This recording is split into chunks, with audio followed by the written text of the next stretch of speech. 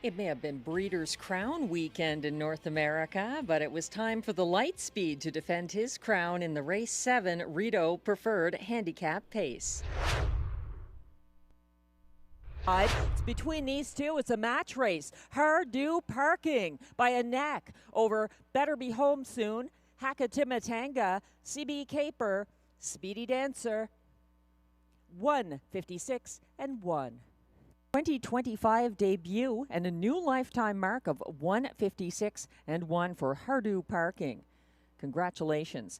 The AGCO judges have also just informed me that number 5, Better Zone, did break before the start and wasn't alongside the others at the start. However, he was inside the fair start pole, so there is no action to be taken. Better Zone trailed throughout the mile after the early break, but he did receive a fair start in race 1.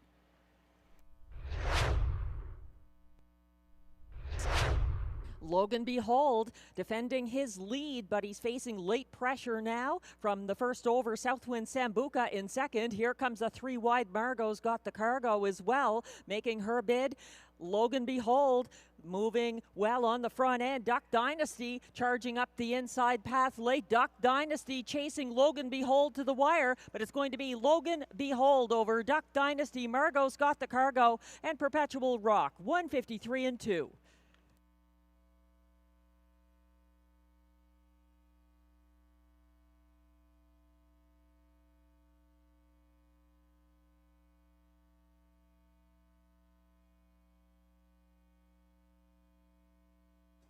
Now back in the Rideau Carleton winner's circle. Unofficial race 2 winner, number 6, Logan Behold, a 4-year-old bay gelding by All Bets Off out of St. Lad's Peeper, owned by Kimberly Eaton of Brockville and Jamie Copley of Kenmore, Ontario. Bred by Kimberly Eaton, trained by Mandy Archer, driven to victory by swinging for home. Thrilling Times has made front up the inside late. That is Love My Rockin' Bird, resurgent, and charging on the outside. Vino Louis in a battle to the wire. Thrilling Times comes out on top. Vino Louis was second ahead of Love My Rockin' Bird. Anna's Wish up to complete the superfecta, 1:54 flat.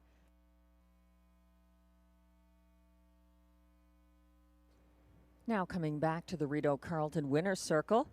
Unofficial race 3 winner, number 2, Thrilling Times. A 9-year-old bay gelding by Mach 3 out of Thrillionaire, owned by Gilles Plourde with trainer Karen Kroger, both of Chelsea, Quebec. Also the breeders of Thrilling Times, who was driven to victory by William Waugh. That's win number 4 of the season for Thrilling Times, 1:54 flat. An impressive first over victory for Thrilling Times. Now the official winner of race 3.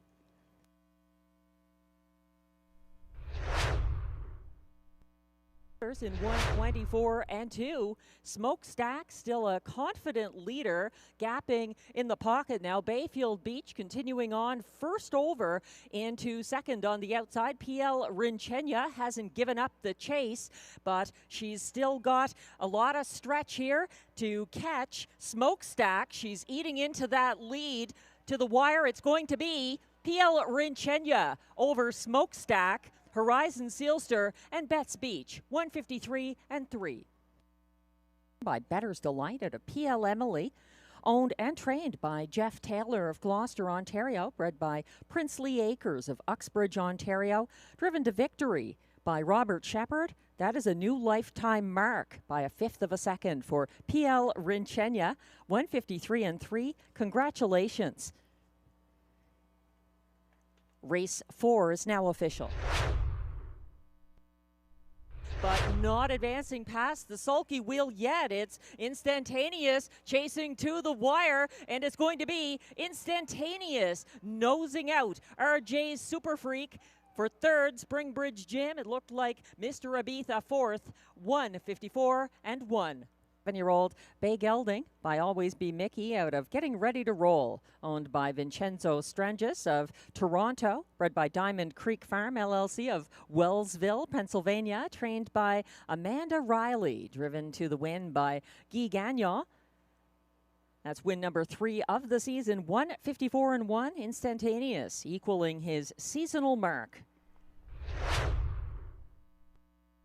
There, Braylon DAS charging up the inside late. Latago turning it on, but it looks like it's going to be a maiden victory for Stonebridge Razor. And Jeff Egan over Latago, Big Art Fallon, and Braylon DAS, 159 flat. On the maiden victory from a challenging post position for any young horse. Here's to many more for Stonebridge Razor. 159 is his new lifetime mark.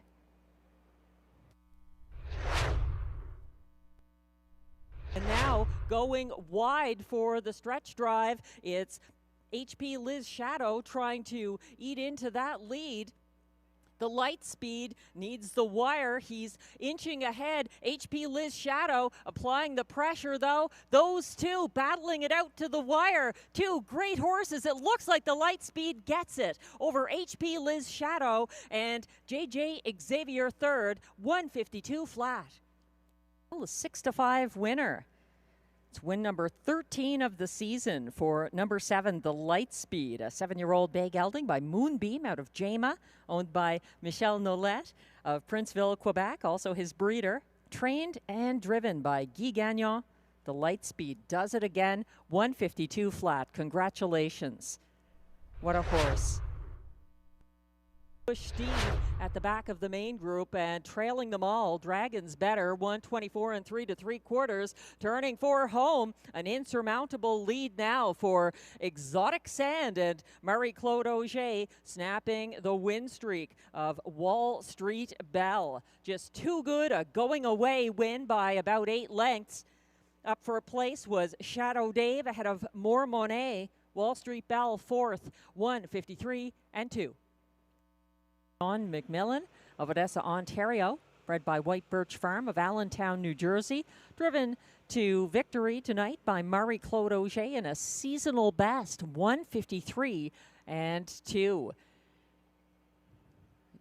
Very impressive win for Exotic Sand. Congratulations.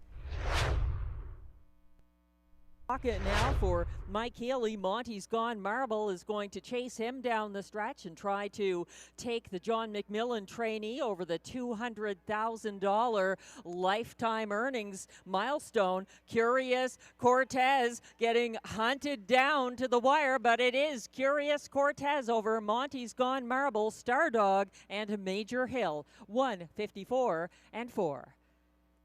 Gelding by Big Jim out of Live to Dream, owned and trained by Pierre-Marc Longpré of Lourdes de Joliette, Quebec, bred by Zelko Bosniak of Grand Valley, Ontario.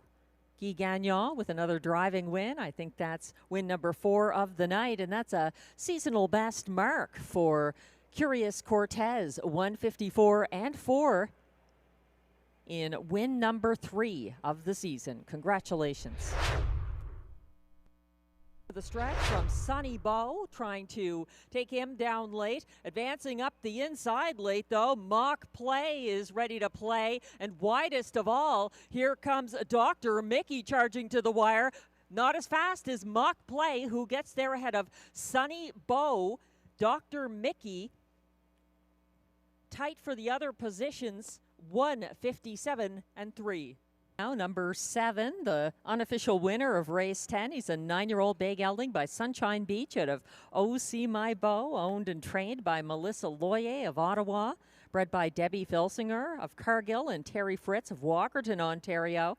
That's the first driving win of the night for Sylvain Lacaille. Win number 7 of the season for Sonny Bow, 157-3, edging out Mock Play for the victory. Congratulations, Sonny Bow with the 9-1 stunner in race 10.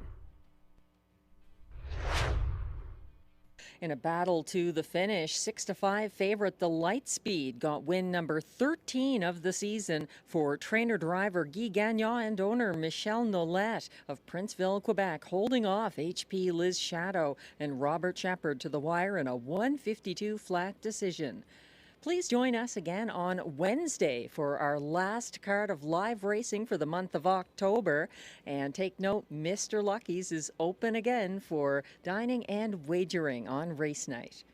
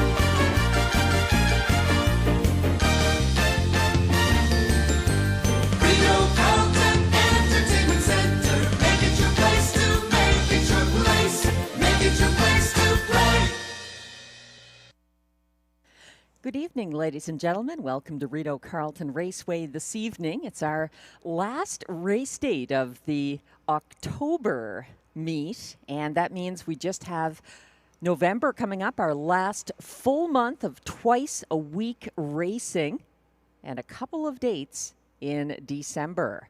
So it's race night number 60 this evening here at Rideau Carleton of the 2025 meet. The track condition is fast and skies are clear. A temperature of 5 degrees Celsius, 41 Fahrenheit. Winds are from the southwest at 11 kilometers an hour, 7 miles per hour. Humidity is at 45%.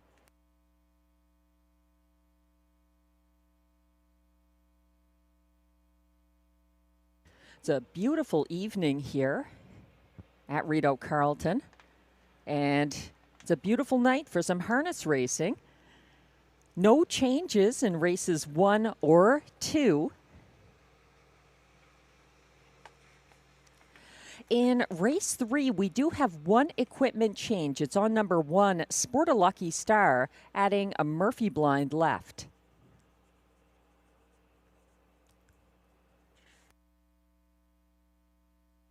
A number of changes in race 4. Scratch the 2, Great Time by Emma. He's a judge's scratch, injured.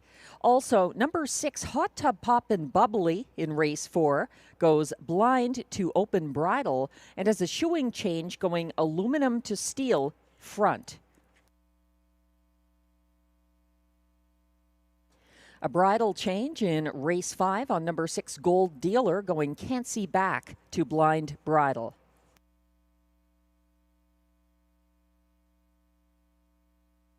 No changes in 6, 7, or 8.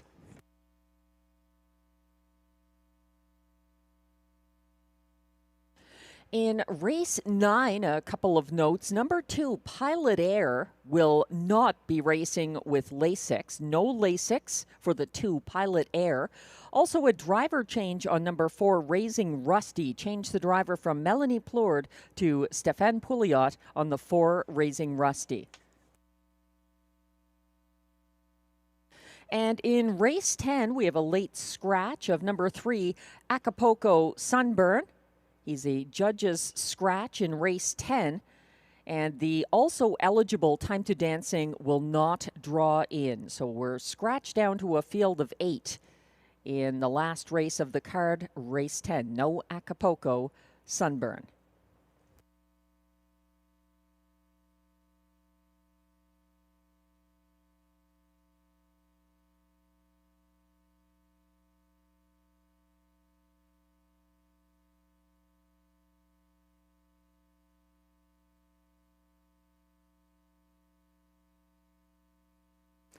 We're about 14 minutes away from post time for race 1. Thanks for joining us.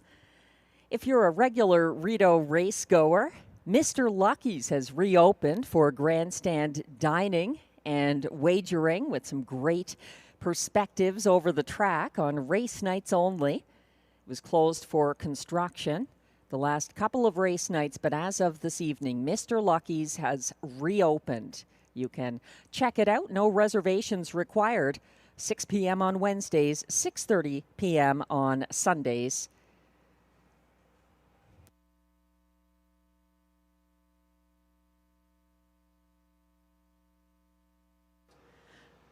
Taking a look at race 1, which has no changes. In fact, no changes in either of the first 2 races, making for a simpler early double. Glenn and myself both agree here.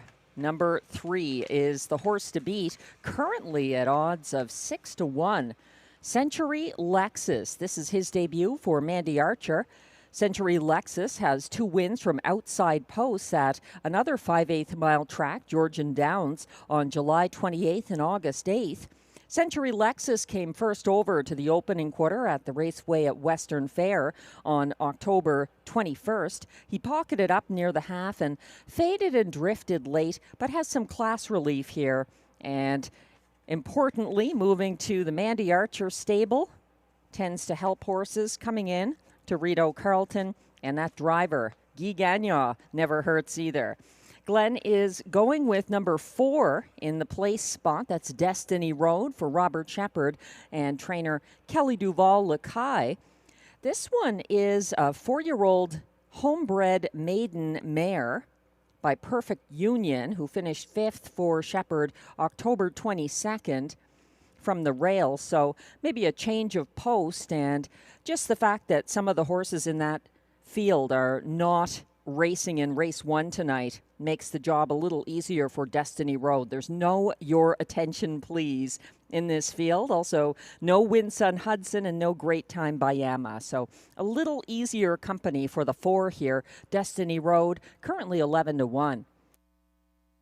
I like the 5 Serenity Road, second in my ticket. That's Glenn's 4th choice. Serenity Road followed the first over 1-9 favorite, Your Attention Please, from second over 4th off the gate last Wednesday.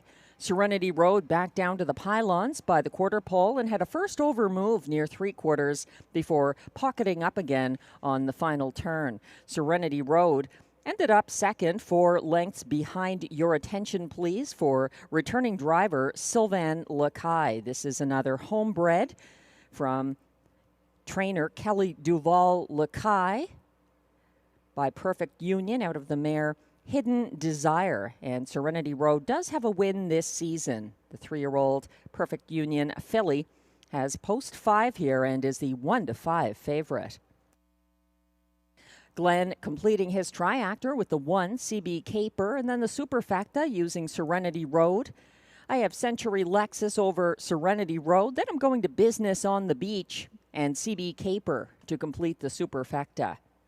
Race 1 has exactor, triactor, superfecta, and early daily double wagering. Good luck with your selections.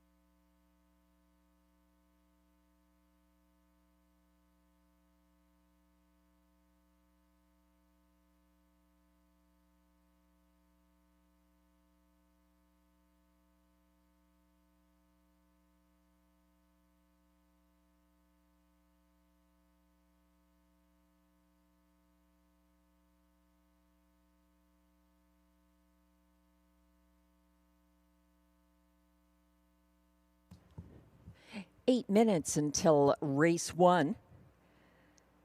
And lots going on at Rideau Carleton. Tammy Forgey's free-to-play handicapping contest continues on Saturday evenings. And on Saturday, November 1st, you can not only catch Breeders' Cup action here, you can watch and wager, but if you stick around for the evening free-to-play handicapping contest, the jackpot is $700. Free to enter, you must be on track to play and on track to collect your winnings.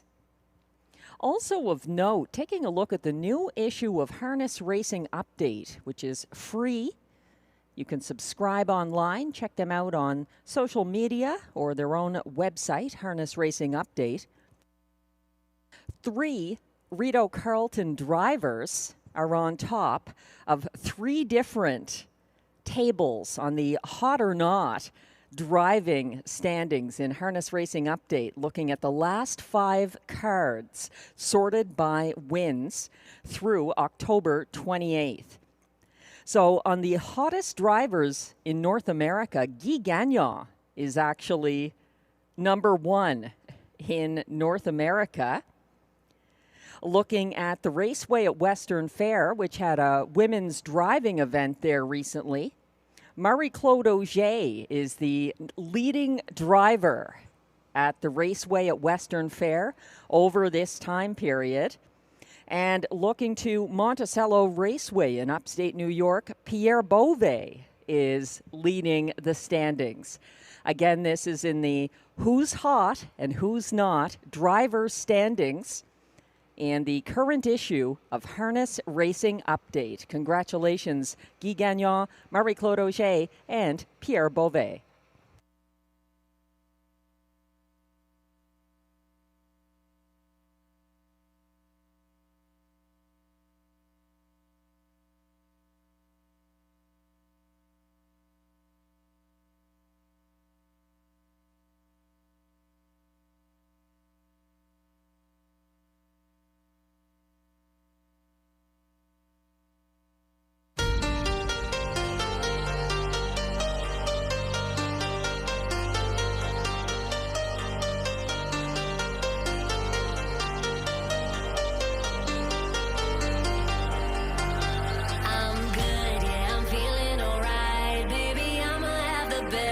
Night of my life, and wherever it takes me, I'm down for the ride, baby. Don't you know I'm good? Yeah, I'm feeling alright. 'Cause I'm good, yeah, I'm feeling alright, baby. I'ma have the best freaking night of my life, and wherever it takes me, I'm down for the ride, baby. Don't you know I'm good? Yeah, I'm feeling alright.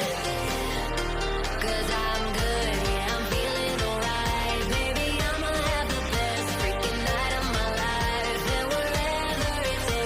I'm down for the ride, baby. Don't you know I'm good?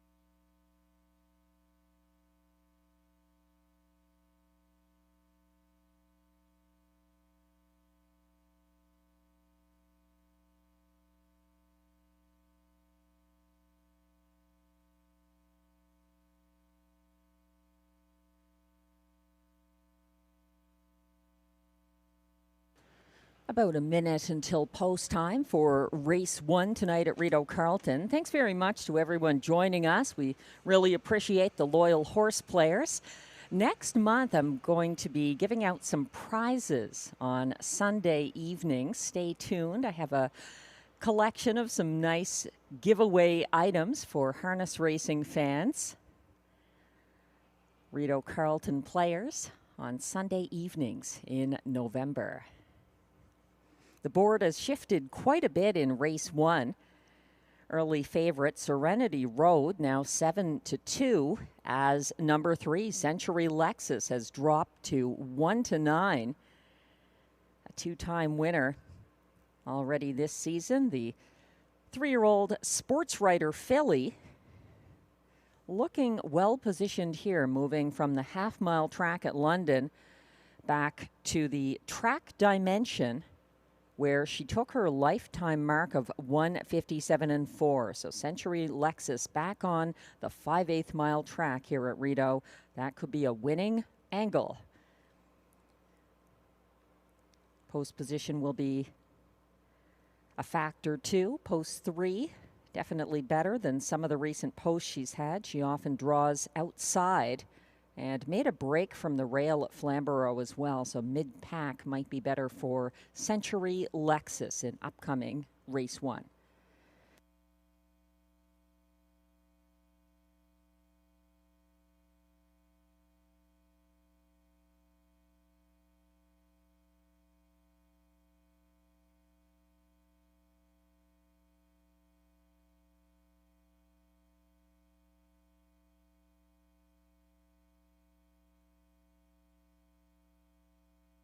A shout out to my handicapper and horse player friend, Sean Patrick Nolan. Great to meet you at the Breeders' Crown, and thanks for the interview.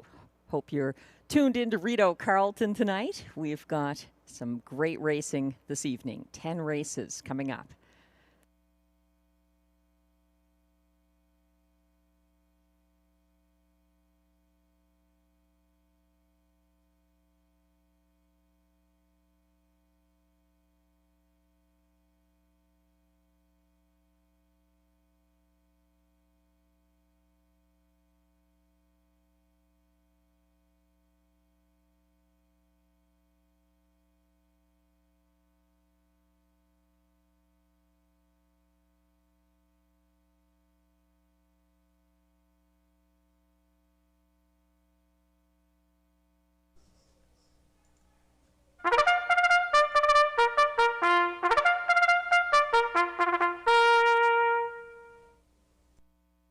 And here come the Pacers for race 1.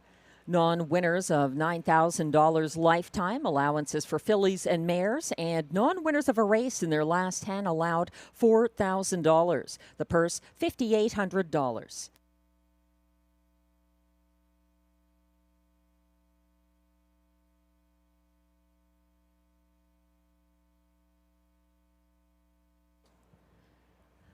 Leading the post parade, number 1 is CB Caper, owned by Lloyd Howley of Cars Ontario, trained by Mike Armstrong and driven by Pascal Berube.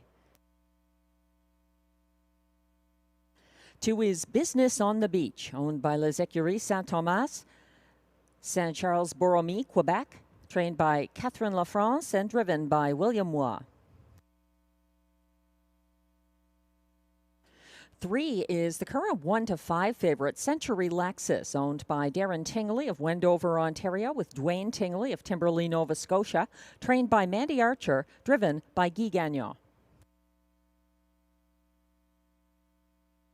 4 is Destiny Road, owned by trainer Kelly Duval-Lacaille of Saint-Paul-de-Joliette, Quebec, and driven by Robert Shepard.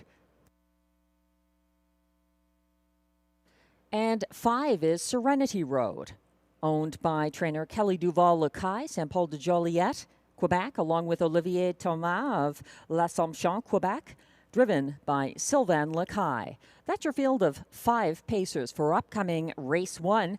No changes. Exactor, Triactor, Superfecta, and early daily double wagering. Good luck.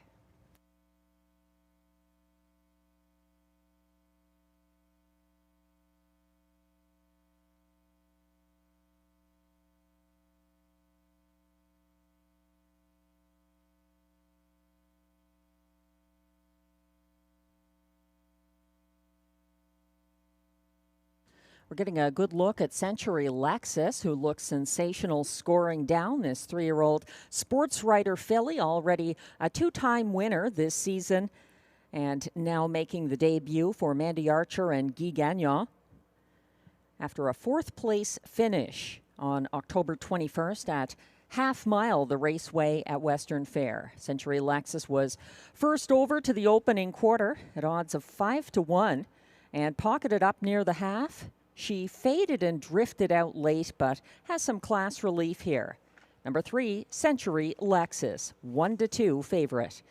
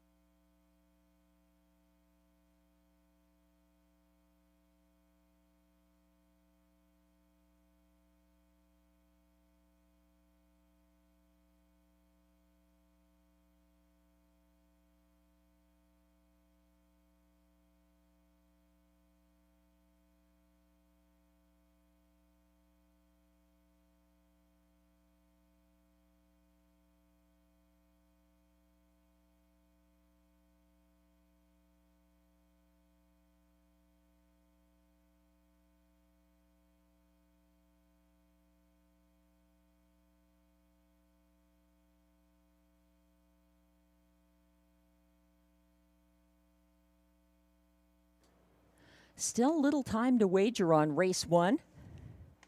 Great opportunity to play the early double here at Rideau with no changes in races 1 or 2.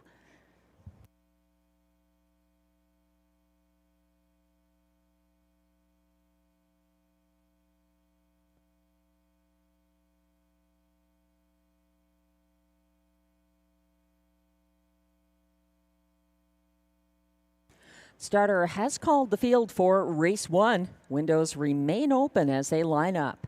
1 is CB Caper for Pascal Berube. 2, Business on the Beach, William Waugh. 3, Century Lexus for Guy Gagnon, the 1-5 current favorite. 4, Destiny Road, Robert Shepard. And on the outside, 5, Serenity Road for Sylvain Lacaille. They're on the turn. On a gallop, Destiny Road. Shepard trying to get her back pacing. The rest have moved on following the gate to the Rideau backstretch. Again, that is number 4, Destiny Road, having some troubles.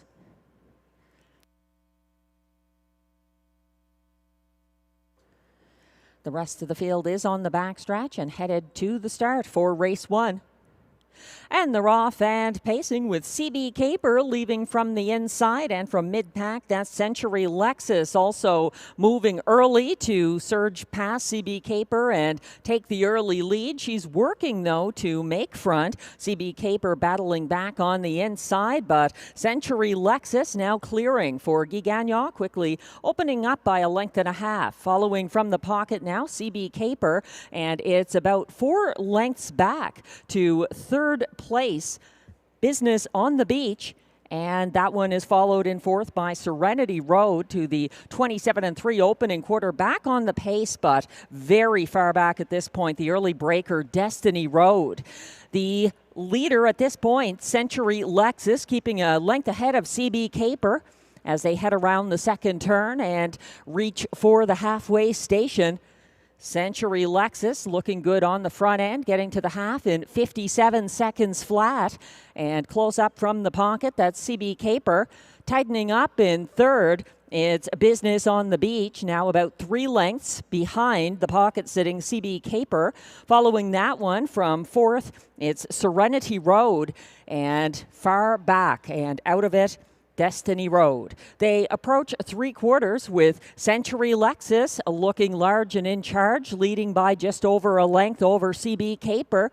Here comes a first over bid from the back of the field. Serenity Road is first over into third, giving the shuffle to Business on the Beach, now racing fourth along the pylons, 126 and 1 3/4. Coming for home, and Century Lexus continues to lead, chasing for place. CB Caper down the center of the track, but reaching further. Business on the Beach up for place ahead of Serenity Road. CB Caper was fourth in this 1:55 and 3 mile that goes to Century Lexus and Guy Gagnon.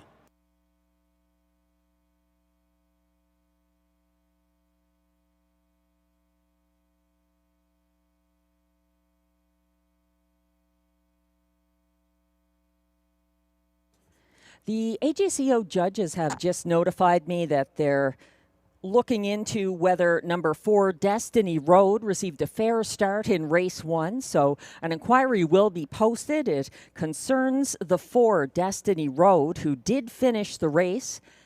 She did get back on the pace and into the race, but was far back at the finish. So judges just looking at whether that one did get a fair start in race 1.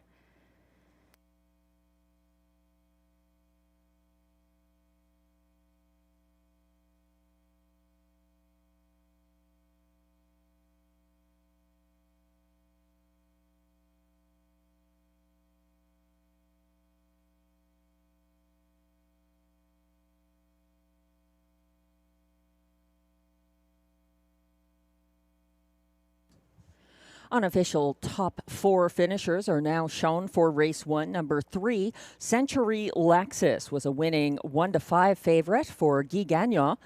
Over the 2, Business on the Beach, a late move for place. Ahead of 5, Serenity Road, who was also charging first over late in the mile. And the pocket sitter number 1, CB Caper, holds on for fourth. 3-2-5-1 in race 1 unofficially. Please hold all tickets. Again, the inquiry posted does not affect the top 4. It's got to do with number 4 Destiny Road, who was off stride early. Judges still coming to a decision on whether that one received a fair start in race 1. So please hold all tickets.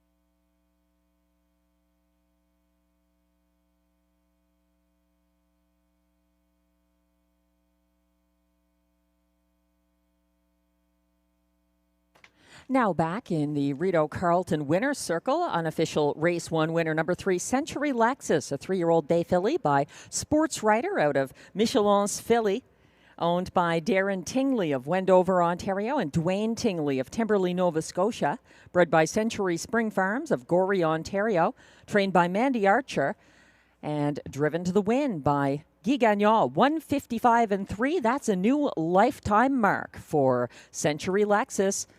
Win number 3 of the year. Congratulations.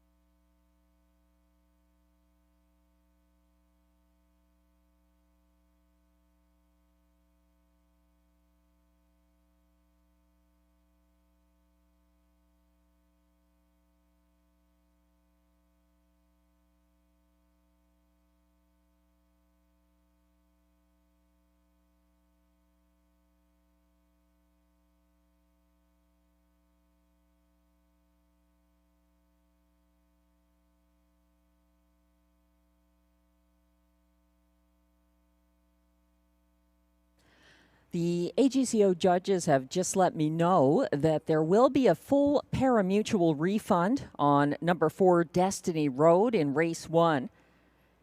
Destiny Road was off stride before the start and did not reach the fair start pole. So there will be a refund on number 4 Destiny Road in race 1. We're looking now at the footage reviewed by the judges as the others are off and pacing.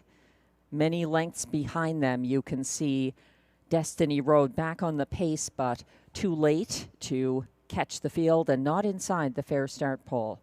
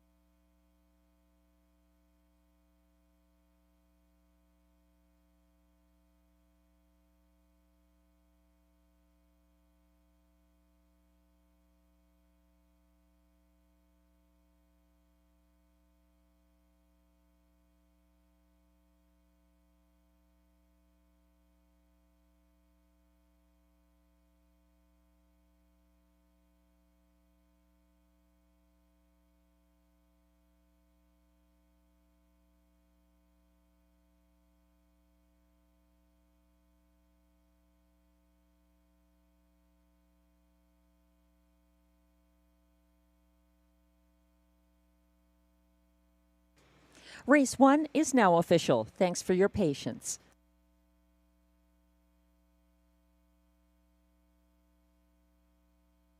Prices are posted for race 1, where number 3 Century Lexus returns $2.50 to win.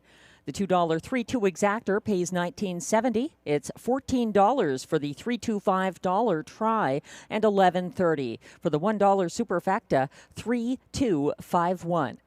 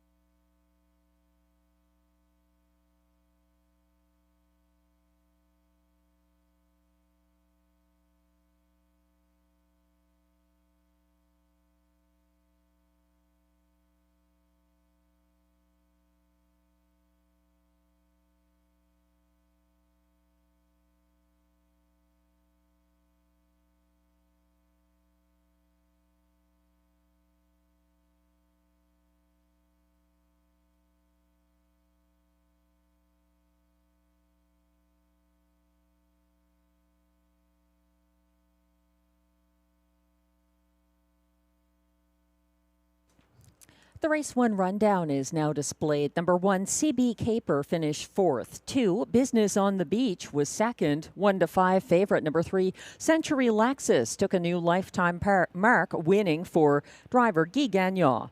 Number 4, Destiny Road was off stride before the start and did not reach the fair start pole, so was a complete parimutuel refund, although Destiny Road did finish 5th.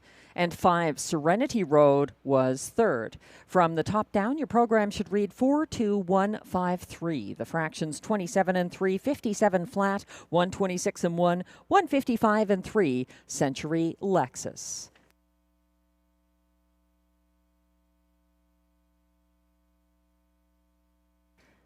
A shout out to some other Rideau Carleton players tuned in tonight. Always great to have Uncle Turfy along, and also Lu Shen. Thanks for sending the note. And Ronald, thanks very much. I've got you a little birthday gift, and welcome your visit to Rideau Carleton next month. We've got Pick 4 wagering, early Pick 4 wagering. Available now on Race 2, which also has Exactor, Triactor, and Superfecta wagering. I've got a $10.80 ticket worked out, a 20-cent base wager here.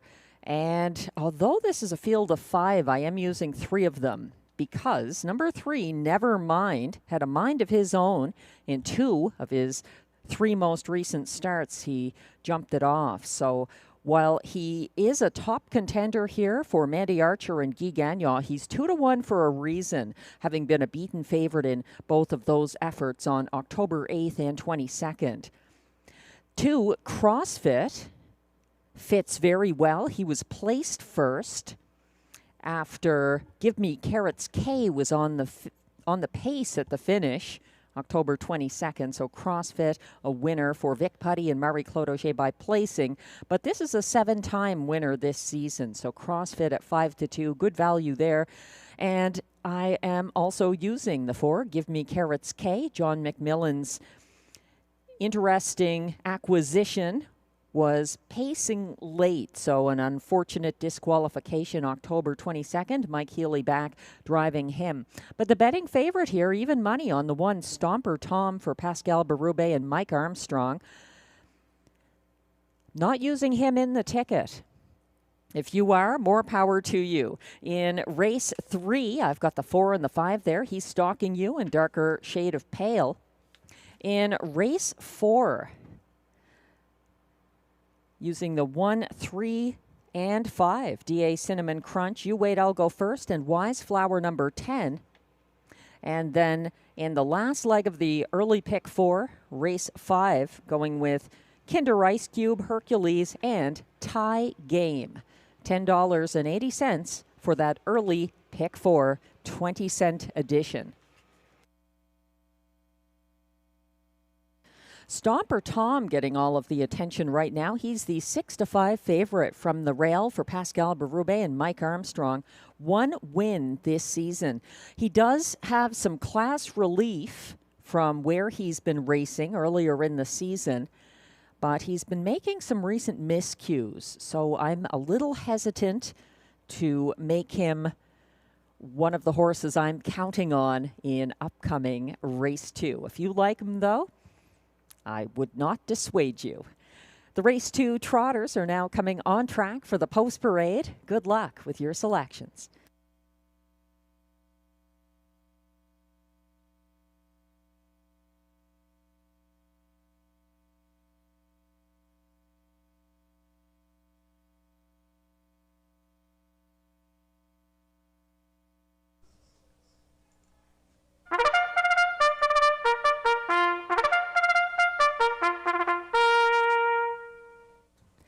Here comes the post parade for race 2 on the trot. These are claimers ranging from $12,000 to $15,000 and $18,000 claimers. Also eligible non-winners of $2,000 in their last 5 starts who draw in with the $12,000 claimers. They race for a purse of $7,800.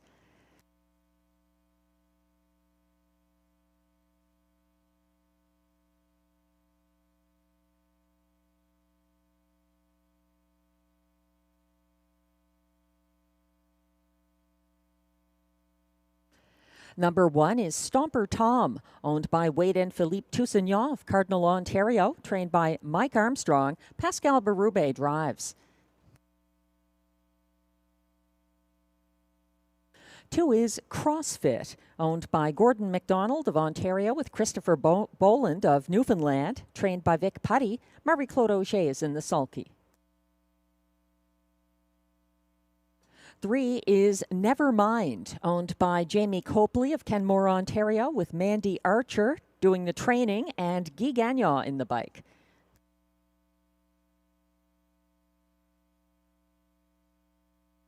4 is Give Me Carrots K, owned and trained by John McMillan of Odessa, Ontario, who shares ownership with Anne Lemarand of Gatineau, Quebec. Mike Healy drives. And 5 is Cadillac, owned by Michel Grenier of Gatineau, Quebec, trained by Alain Martin and driven by Stéphane Pouliot.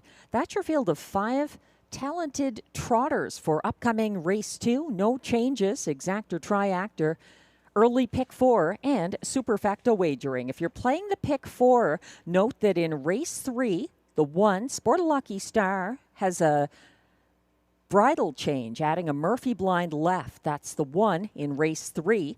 In race 4, number 2, Great Time by Yama is a judge's scratch, and the 6, Hot Tub Poppin' Bubbly goes blind to open bridle and aluminum to steel shoes up front.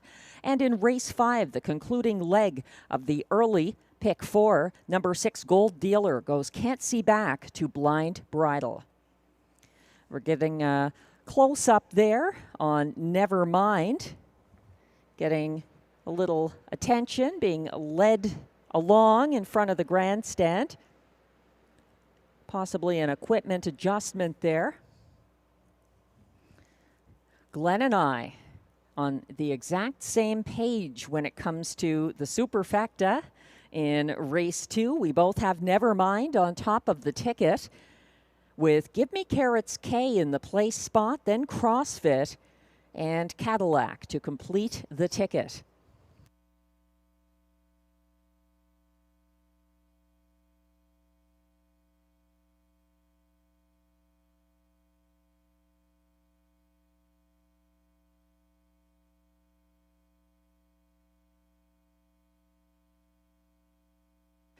Thanks to Daniel, who liked the post on Harness Racing Twitter, or X, about Guy Gagnon being the current hottest driver in North America in the current issue of Harness Racing Update.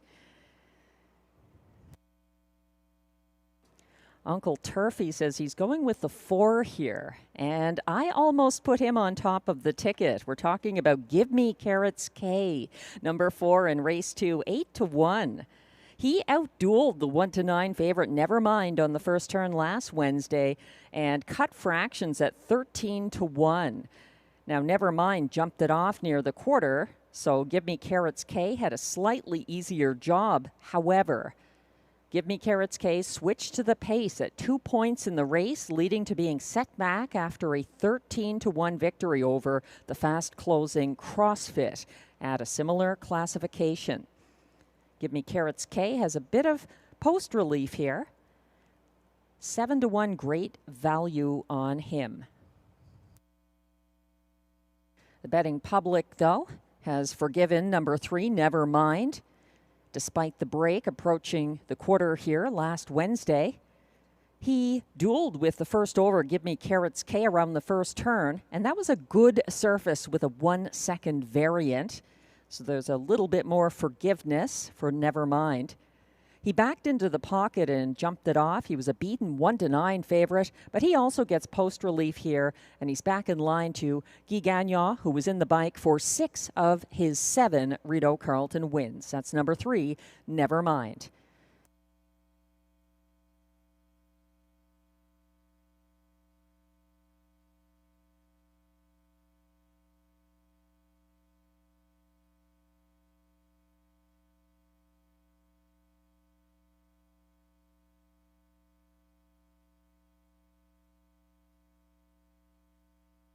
Starter has called the field for race 2. This is your last opportunity to play the early pick 4 at Rideau Carleton. Good luck.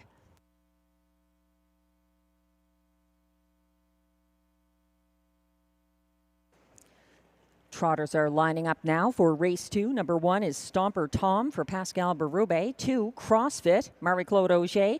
3, Never Mind, the 3-5 current favorite for Guy Gagnon. 4, Give Me Carrots K for Mike Healy. And 5 is Cadillac for Stéphane Pouliot. And we have a breaker on the turn. That's Stomper Tom has jumped it off. Cadillac is racing to catch the field, but Stomper Tom is not alongside them. The rest of the race 2 trotters quickly approaching the start. And they're off and trotting, and to the front, Never Mind and Guy Gagnon, and following them into second now, that's Give Me Carrots K, who's about 3 lengths back, just ahead of Cadillac, and then it's back to 4th place, CrossFit. In the race, but far back on the trot, Stomper Tom trails the field as they approach the opening quarter. It's a confident 3-length lead at the moment for Never Mind, getting there in 28-4. Coming down the stretch the first time and widening his lead. It's a good 4 open length advantage now for Never Mind. Second, Give Me Carrots K, about 1.5 lengths behind him, racing third. Cadillac close up in 4th. CrossFit, and trying to eat into that almost insurmountable gap now. Stomper Tom on the trot, but trailing as Never Mind reaches the half, and he's still a good 3 lengths ahead of Give Me Carrots K, getting to that point in 58-4, a 30-second even second panel for Never Mind. Here comes a first over move now by Cadillac. He's stepped out and he's raced into second to his inside third. That's Give Me Carrots K. Second over in 4th, CrossFit. Still far back. Stomper Tom is 5th as Never Mind reaches 3/4 in 1:27-3. He still leads by about 3 open lengths.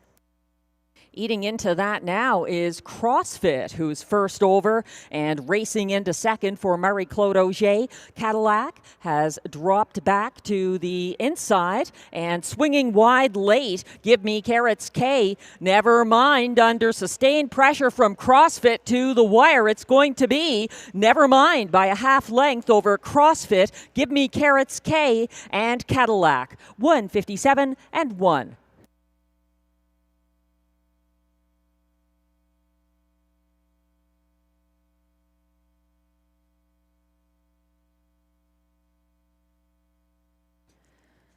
Never Mind was at his best tonight, making front and staying perfectly on the trot throughout the mile, holding off a game late bid by CrossFit, who was good enough for place but couldn't catch Never Mind tonight.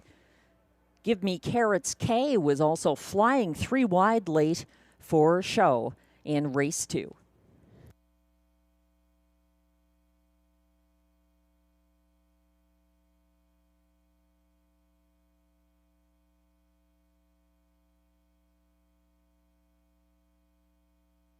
And the AGCO judges have just informed me there's an inquiry pertaining to number 1, Stomper Tom, who broke before the start.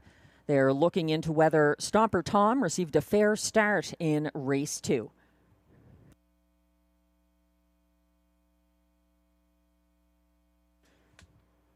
The unofficial top 4 order of finish is now posted for race 2 at odds of 3-5. The favorite, number 3, Never Mind, delivers another driving win for Guy Gagnon and another training win for Mandy Archer. 2, CrossFit closed for place ahead of 4, Give Me Carrots K, who was third. 5, Cadillac finished 4th. And again, Stomper Tom finished 5th, but the judges are taking a look at footage from the start of race 2 to see whether he was within the fair start pole. 3-2-4-5 in race 2. Please hold all tickets. Results are unofficial.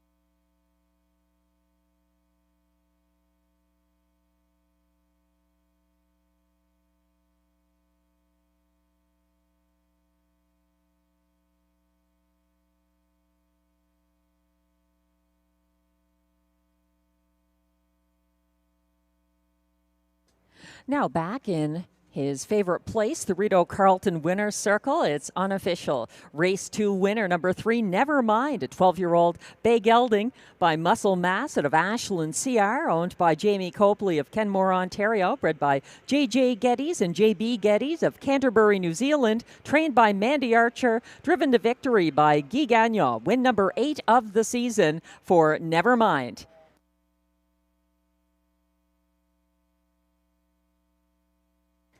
The AGCO judges have just contacted me to let me know that there will be a full parimutuel refund on number 1, Stomper Tom. Off stride before the start in race 2, he had not reached the fair start pole at the time the race got underway, so a full refund on number 1, Stomper Tom.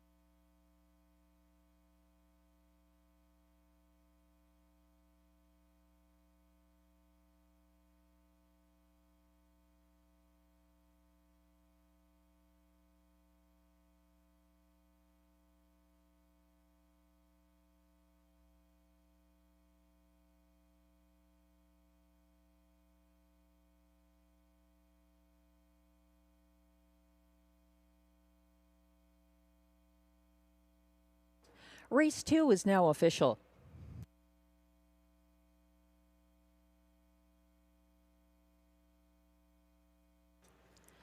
Prices are up for race 2, number 3, Never Mind N. Or I should say, Never Mind. The N is New Zealand bred. He returns $3.10 to win. The $2 double, 3 and 1, $2.40. That's a consolation double. There's another price there for 3 and 3. The $2 exactor, 3-2, pays $5.50. It's $4.80 for the $1 try, $5.40 for the $1 superfecta. The 3 and 3 $2 double pays $4.50. Again, the 3-1 is a consolation double if you had Stomper Tom, who was a complete parimutuel refund in race 2.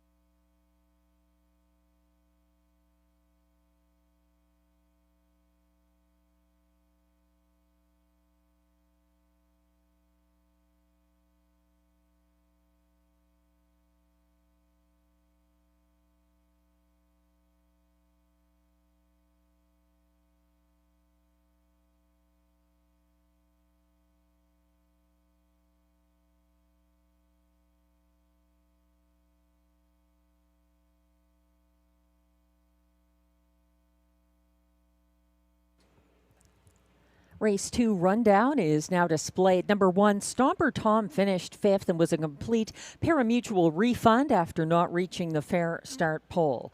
2, CrossFit closed for place. 1-2 favorite. Number 3, Never Mind, the race winner. Back-to-back winners for Guy Gagnon and Mandy Archer. 4, Give Me Carrots K, closed 3 wide for show, and 5, Cadillac was 4th.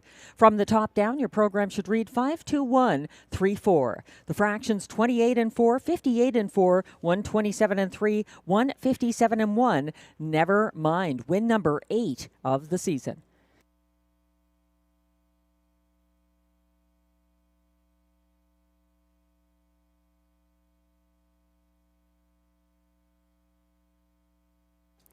Moving on to race 3, which has exactor, triactor, superfecta, and pick 3 wagering.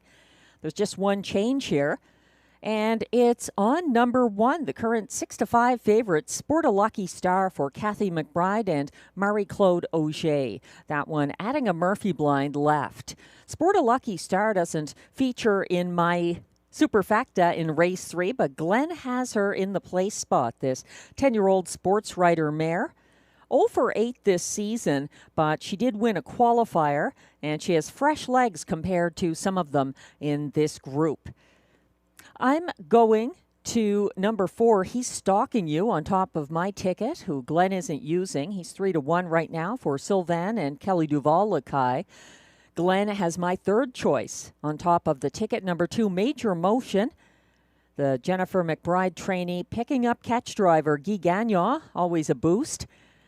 I'm using 5, Darker Shade of Pale, in the place spot for Pascal Berube and Macy Castle. That one might be even better, actually. I think the 10-1 morning line is definitely not reflective of her potential here.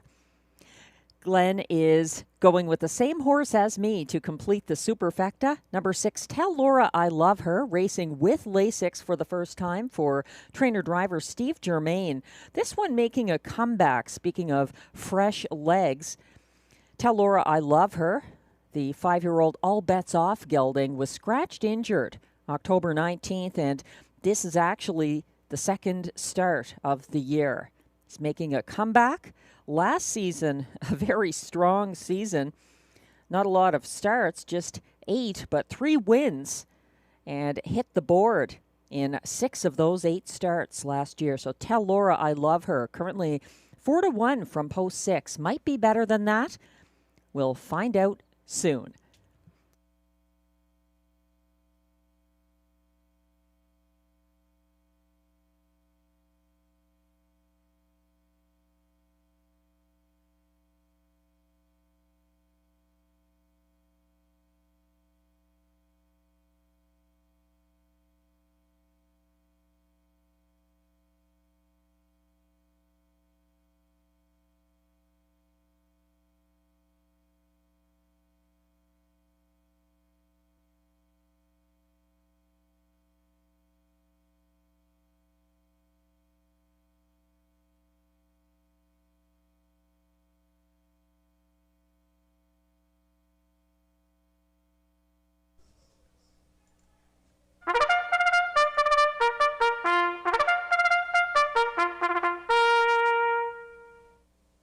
Here comes the race 3 post parade back on the pace for non-winners of $200 per start in their last 10 or a race in 2024-2025. Allowances for fillies and mares.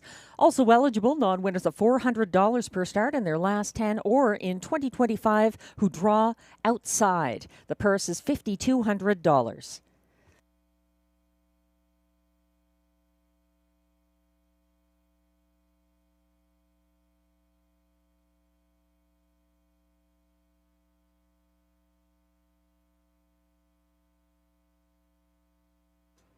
Number 1 is the 8-5 favorite, Sport a Lucky Star, who adds a Murphy blind left and races for owner-trainer Kathy McBride of Almont, Ontario, and driver Marie-Claude Auger. Currently the hottest driver in the weekly standings in Harness Racing Update for the Raceway at Western Fair.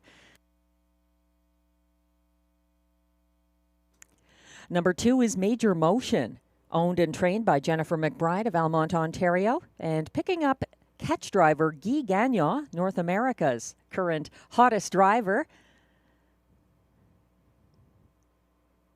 3 is Topville on a Verge, owned by Great Expectations Racing of Gatineau, Quebec, trained by Shay Kelly, William Waugh drives.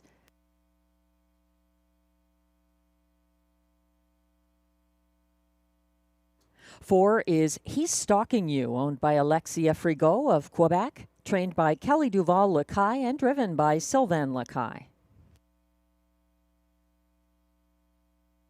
5 is Darker Shade of Pale, owned by Keith Castle of Smiths Falls, Ontario, trained by Macy Castle and driven by Pascal Berube. And completing this field from post 6, Racing with Lasix for the first time, Tell Laura I Love Her, owned, trained, and driven by Steve Germain of Ottawa. That's your field of 6 pacers for upcoming Race 3 with Exactor, Triactor, Superfecta, and Pick 3 wagering. Good luck.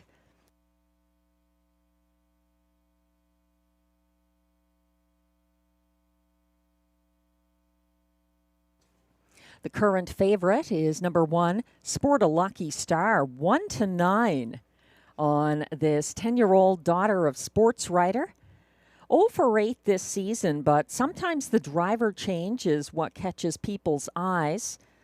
And that could be the case here. Marie-Claude Auger with hot hands, one of the top drivers in Ontario and across Canada, regardless of gender. So that could really help her chances, as does the class relief. Sport a Lucky Star taking on the likes of My Midnight Lover, Putty Cat, and Tamara Hanover on October 22nd. So she does get a breath of fresh air here, as well as Rail Advantage. Sport a Lucky Star, 1-9.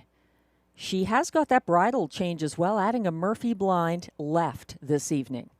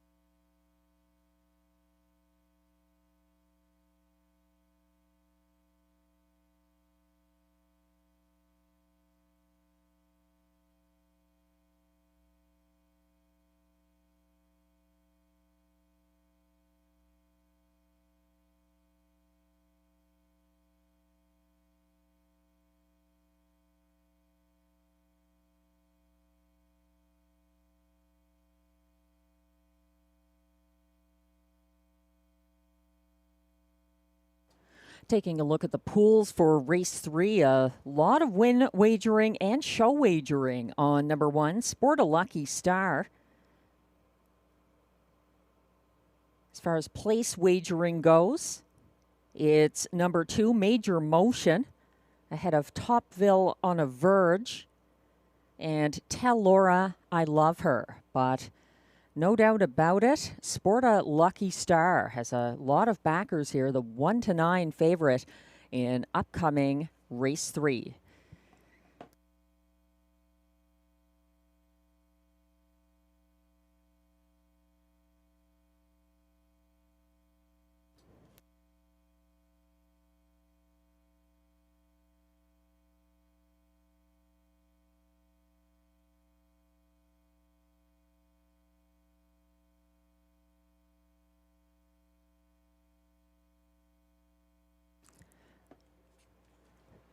They're going to be lining up very shortly for race 3. Still time to wager. And everyone is double digits compared with number 1, Sport a Lucky Star. Starter has called the field. This is your last chance to play race 3, kicking off another pick 3 sequence at Rideau Carleton.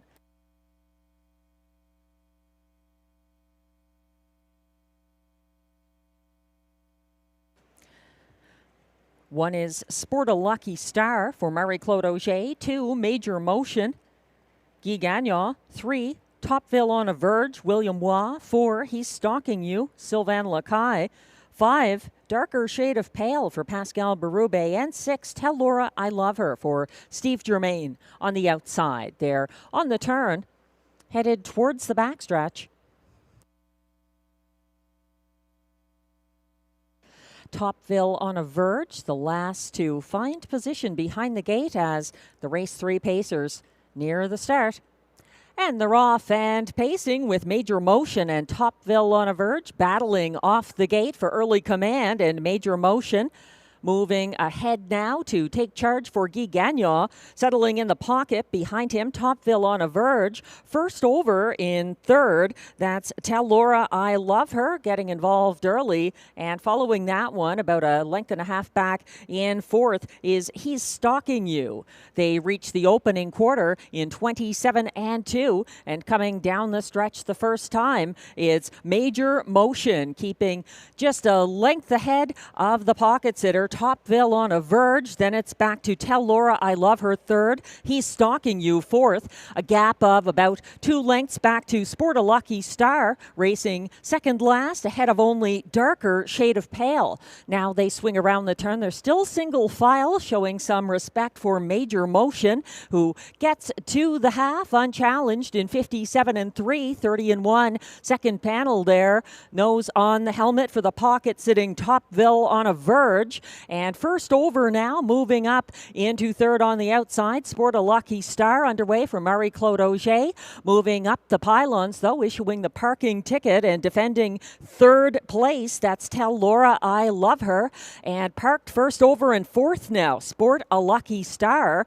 Gearing up from the back of the field, it's Darker Shade of Pale, second over and going 3 wide and searching for racing room up the inside. He's Stalking You, buried along the pylons near the back of the field. 127 flat at 3/4. And as they turn for home, Major Motion still trying to see this through on the front end, charging late. Tell Laura I Love Her is reaching. So is He's Stalking You furthest out, but it's going to be Topville on a Verge who gets the job done. Tell Laura I Love Her second, and up for show, He's Stalking You. 157 flat, a head scratcher.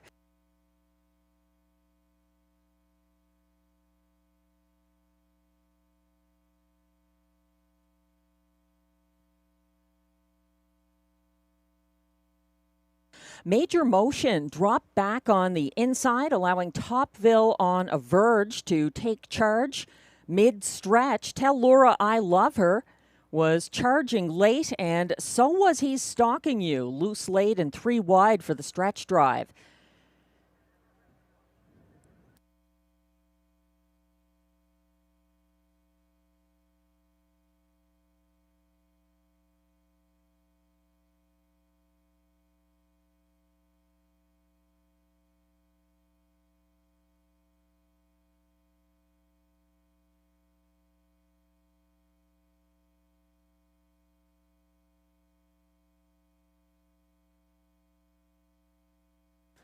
Unofficial top 4 order of finish is now posted for race 3. 9-2, number 3, Topville on a Verge gets the win for Shea Kelly and William Waugh. Over 6, Tell Laura I Love Her. Second.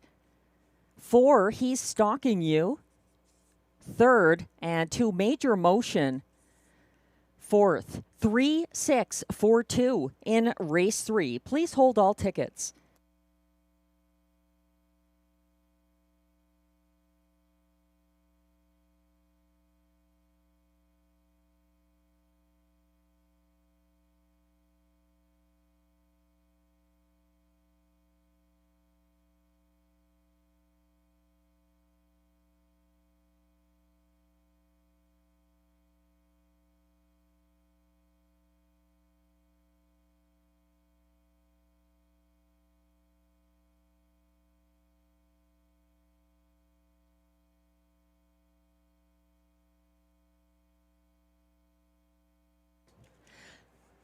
Now back in the Rideau Carleton winner's circle, unofficial race 3 winner, number 3, Topville on a Verge, a 6-year-old bay gelding by Always a Virgin out of Our Sophia, owned by Gate Expectations Racing of Gatineau, Quebec, bred by Merle Yoder of Topeka, Indiana, trained by Shay Kelly, and that's William Waugh's first driving win of the night. That's the first win of the year for Topville on a Verge. Congratulations. 1:57 flat for the mile, Topville on a Verge.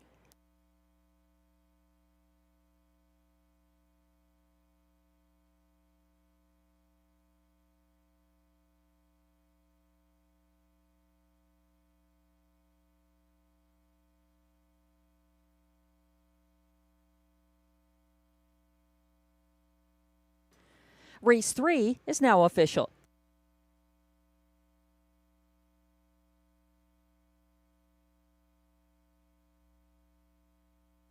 Prices are posted for race 3, where number 3, Topville on a Verge, returns $11.80 to win. The $2 3/6 exactor, $39.30. $142.75 for the dollar triactor, $364. $526.40 for the $1 superfecta, $3642.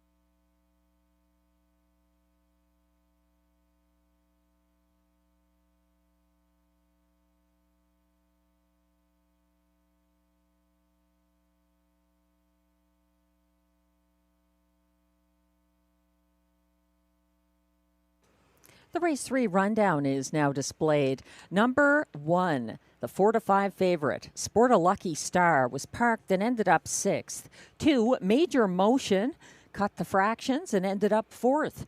At odds of 9-2, number 3, Topville on a Verge, gets his first win of the season, and William Waugh's first driving win of the card.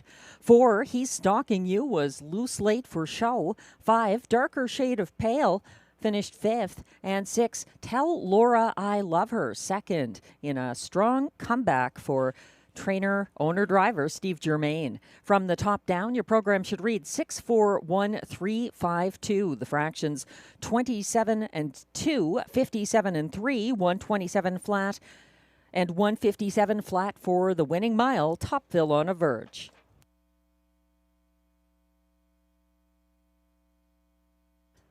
The judges have just notified me of another change, an equipment change in race 6. Add a Murphy blind left on the 5 Kinder Kahina in race 6. And we'd like to wish a very happy birthday to Ronald Kay of Prince Edward Island, a loyal Rideau Carleton player.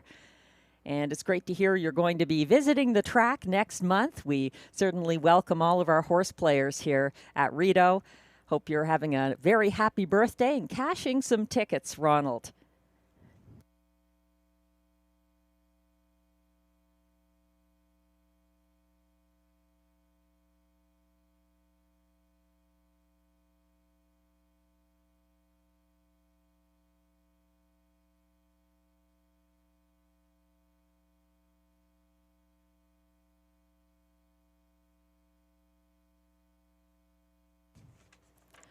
Moving on to race 4, and my early pick 4 is no longer going. I did not have Topville on a verge there. I was pretty convinced that he's stalking you, could get the win. However, that didn't happen. So we're starting fresh in upcoming race 4 with a new pick 4. This is another 20-cent ticket. Starting out in race 4 using the 1 DA Cinnamon Crunch. A nice price there, 70 to 1 at the moment. The 3 You Wait, I'll Go First. Also overlooked at 9 to 1. And the 5 Wise Flower number 10, 5 to 1. Everybody all in, 1 to 9. On number 6 Hot Tub Pop and Bubbly for Murray Clodoche and Macy Castle. That one has a bridle change, blind to open, and shoeing change, aluminum to steel front. So something to keep in mind. You might want to put her into the ticket. In race 5, going 3 deep here with Hercules, Kinder Ice Cube, and Barbie Station. And the 6 Gold Dealer goes Can't See Back to Blind there. In race 6, that's the toughest of the bunch. I'm going 4 deep in this field of 9 trotters, using 4 the Can-Am Banker, the Carl Duguay trainee, dropping from the preferred level for driver Pascal Berube. 2 Cleveland Massimo for Normand Wanette, picking up Guy Gagnon as catch driver. The 1 Endless Time for Shea Kelly and William Waugh has been excellent since coming to Rideau Carleton.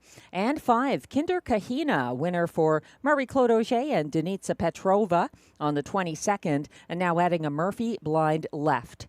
In race 7, hoping to see this through, I'm using number 3, the Colt, and number 4, Make It Come True, in the last leg of the middle pick 4. 20-cent ticket costing $14.40, and it kicks off here in race 4. Good luck.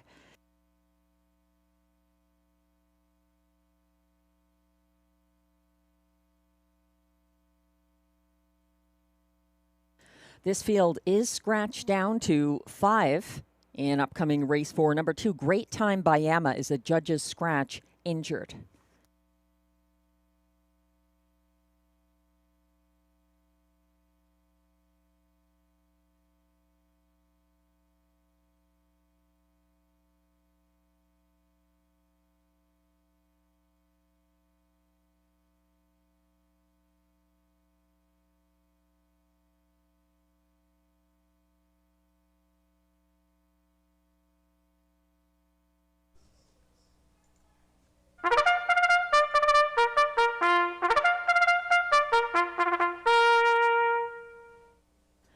And the race 4 pacers are coming on track for the post parade. They are non-winners of $20,000 lifetime, or for the fillies and mares, $25,000 lifetime. Also eligible $20,000 claimers who are non-winners of $35,000 lifetime. The purse, $6,800.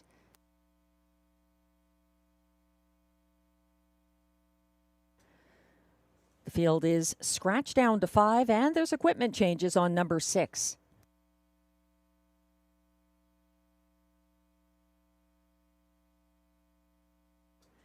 1 is DA Cinnamon Crunch, owned by Keith Castle of Smiths Falls, Ontario, trained by Macy Castle. Pascal Berube drives. 2, Great Time by Emma, is a judge's scratch, injured. 3 is You Wait, I'll Go First, owned by Pierre Piedalou, Saint-Alexandre, Quebec, trained by Luc Loyer, driven by William Waugh. 4 is Muck Tuck Annie, owned by Dean Larkin of Edwards, Ontario, trained by Jacob Copley. Robert Shepard drives.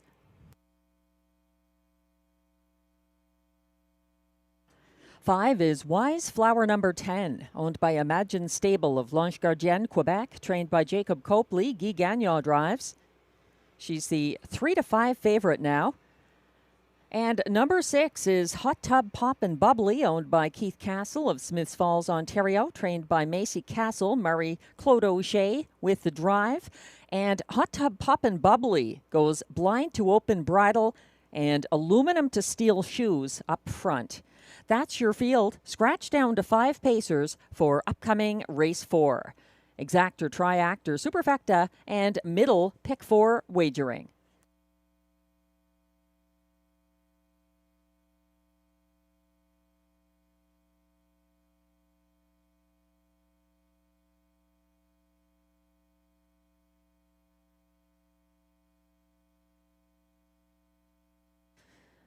The board has shifted dramatically because Hot Tub Pop and Bubbly got all the early action, and now we have a 4-5 favorite from post 5, Wise Flower Number 10. One win this season, but back in line to Guy Gagnon. Wise Flower Number 10 was actually a beaten favorite in her most recent start here. She came first over from second last in front of the grandstand last Wednesday, matched strides with the pace-setting Kiki D Hanover along the backstretch, and was parked to the top of the stretch. She was overtaken late and a beaten 1-2 favorite. Now she's back in line to Guy Gagnon, for whom she was second on October 19th at this classification. Number 5, Wise Flower Number 10, the 4-year-old sports writer mare. Glenn and I see it a little differently here. I like DA Cinnamon Crunch on top of the ticket. Glenn is going to the 3, You Wait, I'll Go First. One of Glenn's selections was the 2, Great Time by Yama, who was scratched, so Glenn is left with a Triactor ticket using You Wait, I'll Go First, over the 4, Muck Tuck Annie, and the 1, DA Cinnamon Crunch. I've got DA Cinnamon Crunch on top, the 4-year-old Captain Crunch mare. You Wait, I'll Go First. I think he has a good chance here as well, as does the 5, Wise Flower Number 10. I'm rather torn, but then I do like to box my exactors. And then the 6, Hot Tub Pop and Bubbly. A lot of changes there, the bridle and shoeing, so she could be better than initially expected in that 8-1 morning line. And she's also coming in after being a vet scratch sick on October 12th. This is her first start back. She's a 3-time winner this season. 17-1 now after taking a lot of early action. Number 6, Hot Tub Pop and Bubbly.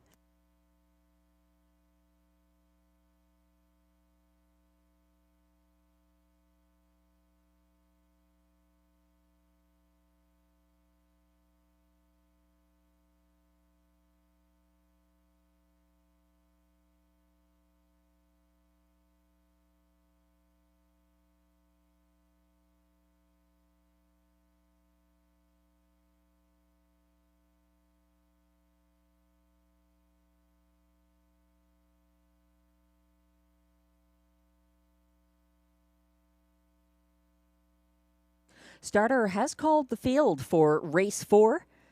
Kicking off another pick 4 sequence here at Rideau Carleton. Still time to get your tickets. You will have to hurry. Pacers are gathering behind the gate. 1 is DA Cinnamon Crunch for Pascal Berube. 2, Great Time by Yama is a judge's scratch injured. 3 is You Wait, I'll Go First for William Waugh. 4, Muck Tuck Annie, Robert Shepard. 5, Wise Flower Number 10 for Guy Gagnon, the current 4-5 favorite. And on the outside, 6, Hot Tub Pop and Bubbly for Marie-Claude O'Shea. Starting gate has entered the Rideau Carleton backstretch, and the race 4 pacers are all in line for the start of the middle pick 4. They're off and pacing, and You Wait, I'll Go First, living up to the name for William Waugh, taking charge early. First over on his outside, Muck Tuck Annie into second. Racing third from the pocket, DA Cinnamon Crunch getting away well, and following from fourth, that's Wise Flower number 10 at the back of this compact field. Hot Tub, Pop and Bubbly. Leading the way now, that's You Wait, I'll Go First, keeping ahead of DA Cinnamon Crunch to the opening quarter, getting there in 27 and 3. The field is single file coming down the stretch the first time with You Wait, I'll Go First, living up to the advertising, and DA Cinnamon Crunch happy in the pocket. From third, that's Muck Tuck Annie. Racing fourth, Wise Flower number 10, still trailing Hot Tub Pop and Bubbly. There's respect for You Wait, I'll Go First, who continues to command the lead to the halfway station, getting there in 56 and 4 ahead of the pocket sitting DA Cinnamon Crunch. Here comes a first over bid now into third as Wise Flower number 10 gets into gear on the backstretch for Guy Gagnon. Caught in now, shuffled back to fourth, Muck Tuck Annie. Second over from last, Hot Tub Pop and Bubbly, and Marie-Claude Auger also on the move as the field approaches three quarters. They're still led by You Wait, I'll Go First, who stops the teletimer there in 1:25 and 1. You Wait, I'll Go First is under late pressure now on the outside. Wise Flower number 10 is a first over second, and winding up from further back to go wide, Muck Tuck Annie and Robert Shepard, but You Wait, I'll Go First is still first at the moment. It's a race for minor shares. DA Cinnamon Crunch is reaching up and looks to have been edged out for place by Wise Flower number 10. Muck Tuck Annie fourth, no doubt about the winner. You Wait, I'll Go First, and William Waugh, 1:54 and 2.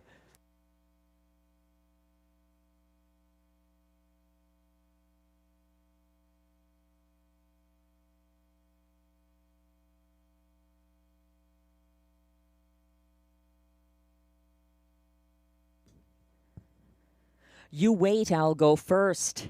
Often a closer.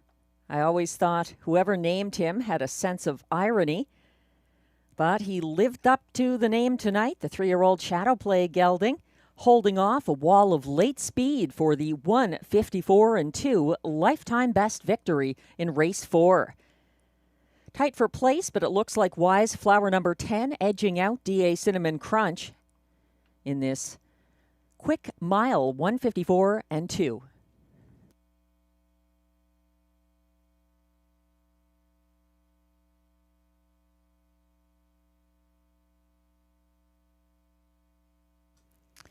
Unofficial top 4 order of finish is now posted for race 4. Number 3, You Wait, I'll Go First. A 7-5 winner for William Waugh, his second driving win of the card.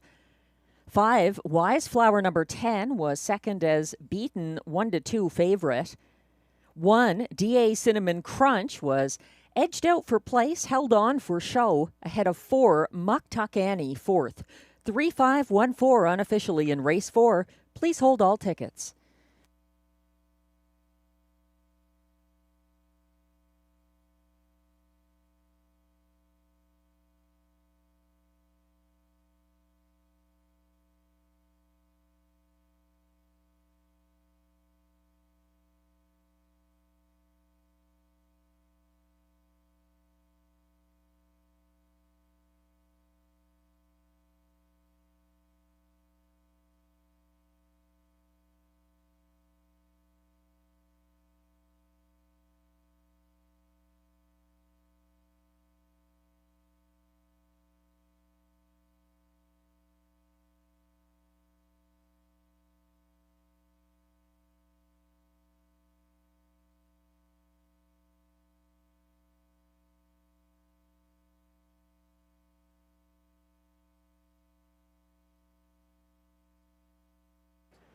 Returning to the Rideau Carleton Winner's Circle, unofficial race 4 winner, number 3, You Wait, I'll Go First, a 3-year-old bay gelding by Shadow Play out of New Rider, owned by Pierre Pierrelou, Saint Alexandre, Quebec, bred by Winback Farm of Chesapeake City, Maryland. trained by Luc Loyer and driven to victory by William Waugh. That's his second driving win of the card and win number 6 of the season for You Wait, I'll Go First, who lowered his lifetime mark to 154-2. Congratulations.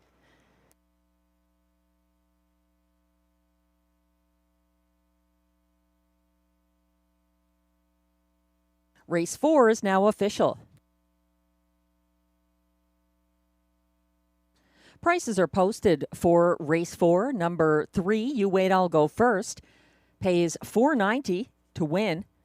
The $2.35 exactor, $12, $10.05 for the $3.51 try, $17.20 for the dollar superfecta, $3.514.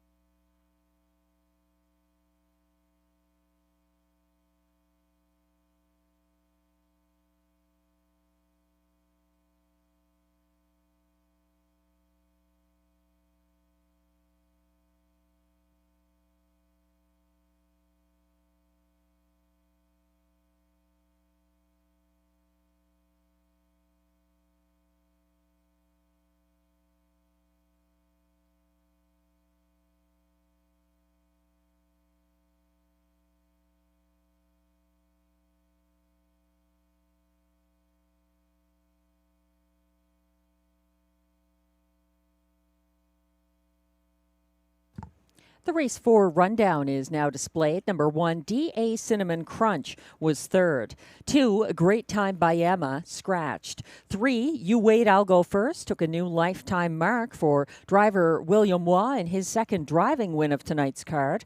4, Muck Tuck Annie was fourth. 1-2 favorite number 5, Wise Flower number 10, closed for place. And 6, Hot Tub Poppin' Bubbly was fifth. From the top down, your program should read 3 scratch, 1-4, 2-5. The fractions 27 and 3, 56 and 4, 125 and 1, 154 and 2. You wait, I'll go first.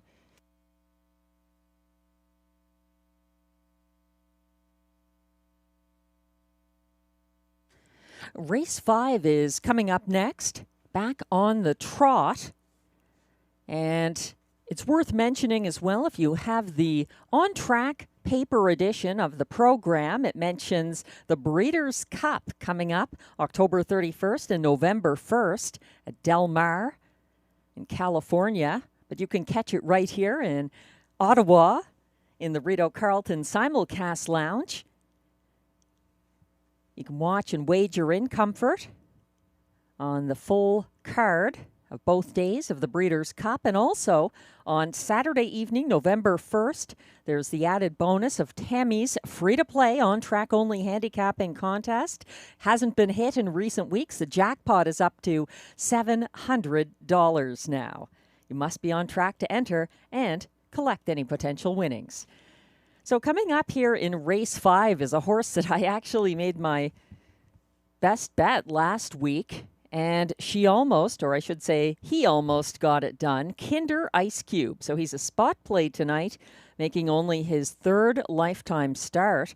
He's 3-1 right now. William Waugh driving for Denitsa Petrova. William Waugh having a great night.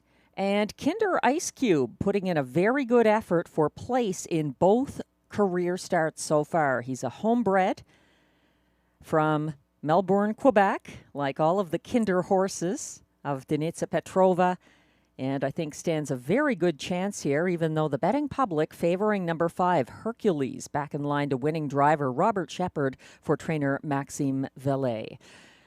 The trotters are coming on track now for the post parade. Good luck with your selections. There's Exactor, Triactor, Superfecta, and Pick 3 wagering.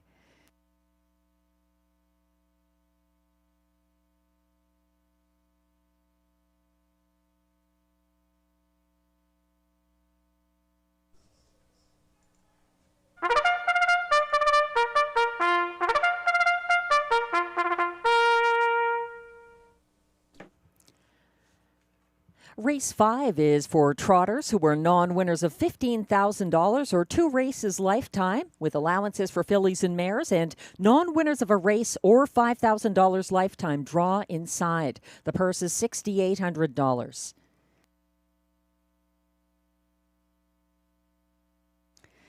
The only change is a bridle change on number 6, Gold Dealer.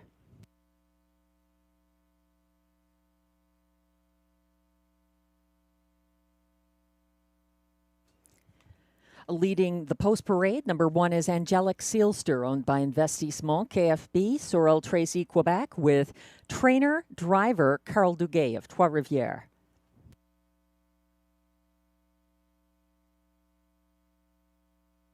Two is Tie Game, owned and trained by John McMillan of Odessa, Ontario.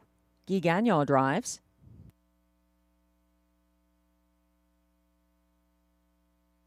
3 is Kinder Ice Cube, owned, trained, and bred by Denitsa Petrova of Melbourne, Quebec. William Waugh drives.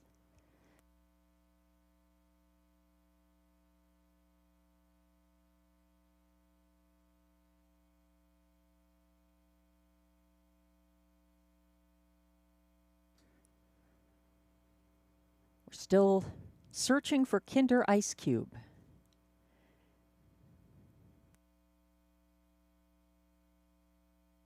Here comes number 4, Barbie Station, owned by Investissement KFB, Sorel Tracy, Quebec, along with trainer Carl Duguay of Trois-Rivières. Mike Healy drives. 5 is the 1-5 favorite, Hercules, owned by Écurie Provocante of Mirabel, Quebec, trained by Maxime Vellet, driven by Robert Shepard.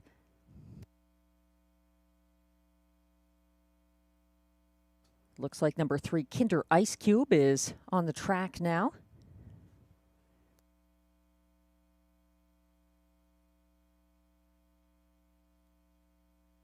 Here's number 6, Gold Dealer, who goes Can't See Back to Blind Bridle for owner Rachel Burns of Cardinal and co-owner Cynthia Graham of Warkworth, Ontario. Gold Dealer is trained by Mike Armstrong. Pascal Berube drives.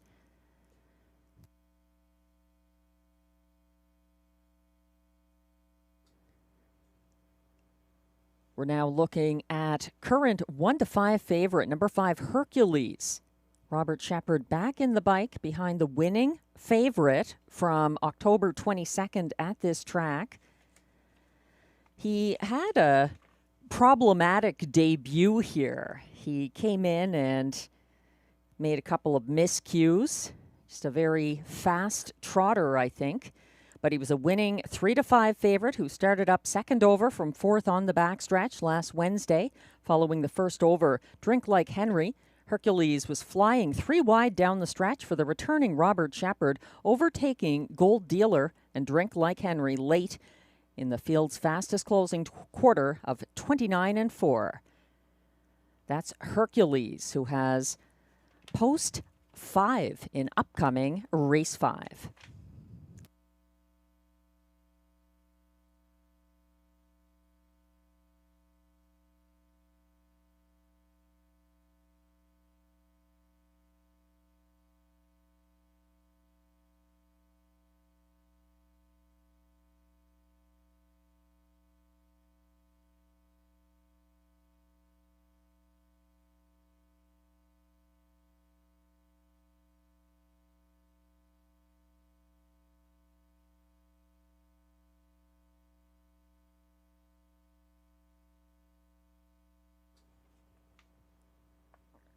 Taking a look at handicapper selections here. I have Kinder Ice Cube on top, my spot play, who gapped single file fourth early in Wednesday's Rideau debut last week. Tightened up into third by the half and had a late move up the inside path for place at 8-1 behind Hercules, running out of racetrack. Glenn likes the 5 on top here. Hercules, as mentioned, a winning 3-5 favorite for Robert Shepard, and back for the chance of a repeat here, the 1-2 favorite, Hercules. Glenn has Kinder Ice Cube second, and then we both agree on Tie Game from Post 2 for show. Tie Game was a transportation scratch last Wednesday. This is his first start for Guy Gagnon. He's a half-brother to former Rideau preferred trotter, Black Tie Bash. And Tie Game is making his first start since August 6th when he opened up early in fast fractions at a lower classification and held on for show. I'm using Barbie Station to complete my ticket. Barbie Station chased Gold Dealer first over early last Wednesday and was 80-1. She jumped it off approaching the quarter pole, but that was because her knee boot came down, so she might be better here. She wired from outside posts at Flamborough Downs on May 3rd and 24th for previous connections. That's Barbie Station, 17-1 right now. Glenn is looking to the outside to complete his ticket. Gold Dealer for Pascal Berube and Mike Armstrong. That one setting the pace last Wednesday over the good track with a 1-second variant. Holding on for show as Hercules and Kinder Ice Cube went by late. Gold Dealer, this filly does have 2 wins this season. And she has a bridle change too, going can't see back to blind bridle that could possibly affect her performance this evening.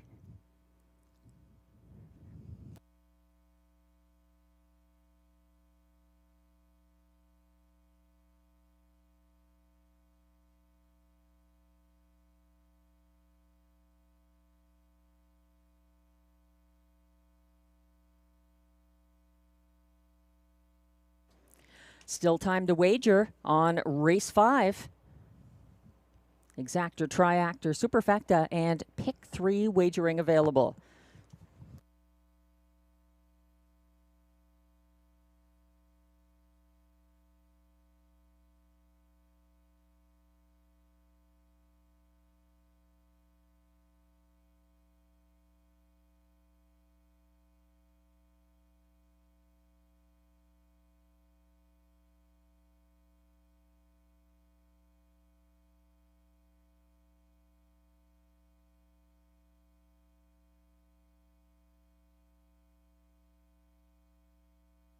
Starter has called the field for race 5.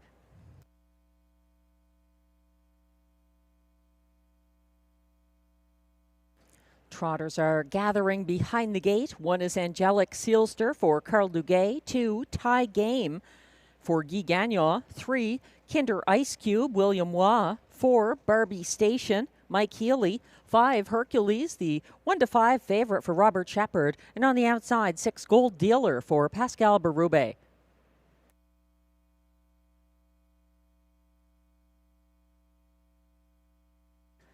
They're gradually getting into place behind the starting gate as it approaches the Rideau backstretch.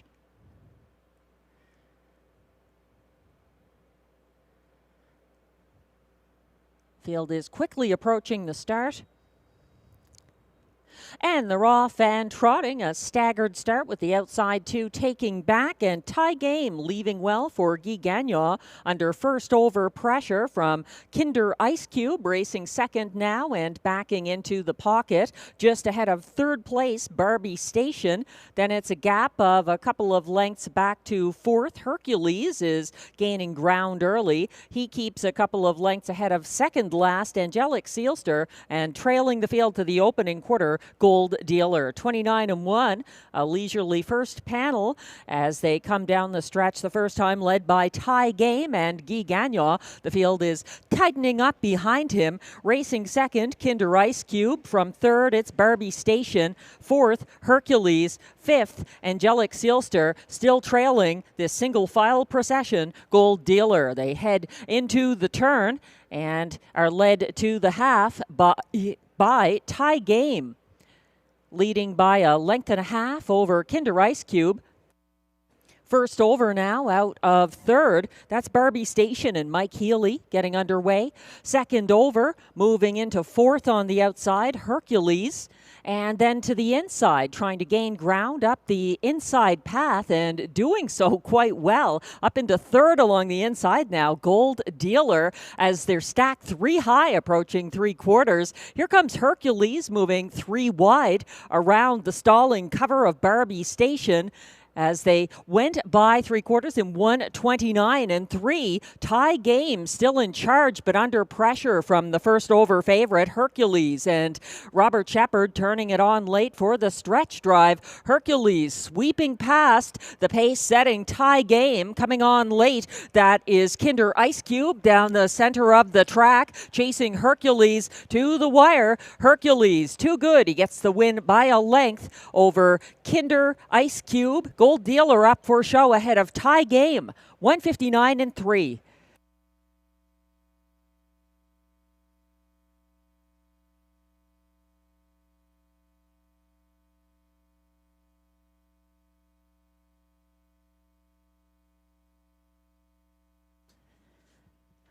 Hercules pulled off a minor miracle after getting stranded behind stalled cover on the backstretch. He was able to go three wide around Barbie Station and pull off the win over the pace-setting Tie game, who looks to have finished with a broken head pole. My spot play, Kinder Ice Cube up for place once again, and Gold Dealer sweeping past Tie game, who was fourth. And again, he appeared to have broken equipment coming down the stretch.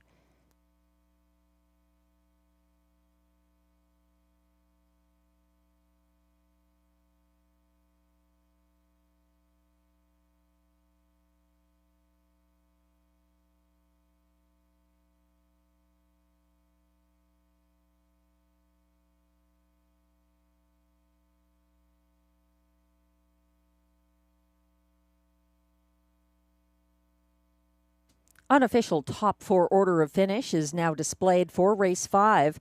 1-9 favorite Hercules delivers for Robert Shepard and trainer Maxime Vellet. 3, Kinder Ice Cube up for place. 2, Tie game ended up fourth behind the show finisher 6, Gold Dealer, who was coming on late. 5, 3, 6, 2 unofficially in race 5. Please hold all tickets.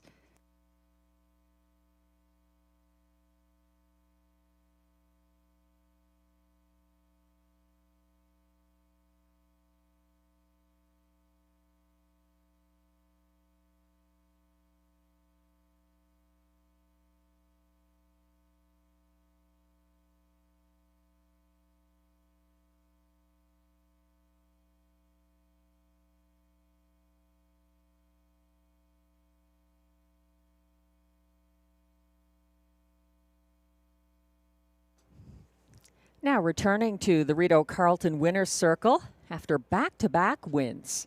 Tonight's race 5 winner, number 5, Hercules, a 4-year-old chestnut gelding by looks like a Chippendale out of Noblesse, owned by Écurie Provocante, Mirabel, Quebec, also his breeder. Hercules is trained by Maxime Vellet, and that's Robert Shepard's first driving win of the night. Hercules having back-to-back wins for Shepard now. It's the second win of the year, and a seasonal best mark equaling his lifetime mark, 1:59 and 3 for Hercules. Congratulations.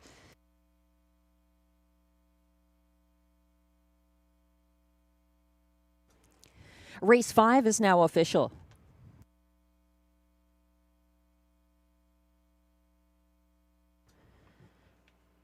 Prices are posted for race 5. Number 5, Hercules, returns $2.10 to win. The $2.53 exactor pays $5.80. The dollar pick 3 here, $3.35, 3 of 3, $23.80. $37.90 for 4 of 4 in the dollar pick 4. 1-3 with 3 and 5.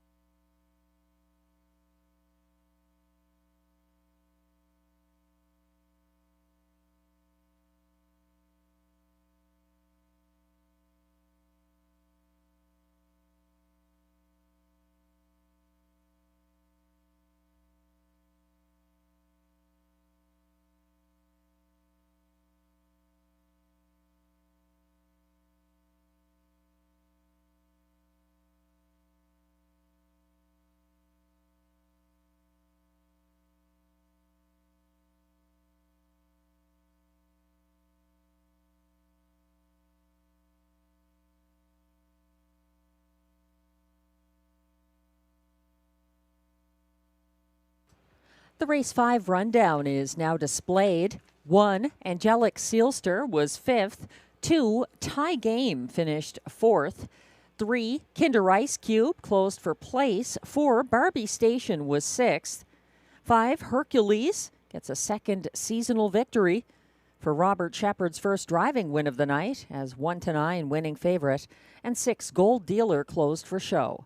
From the top down, your program should read 5, 4, 2, 6, 1, 3. The fractions 29 and 1, 1 minute flat, 129 and 3, 159 and 3.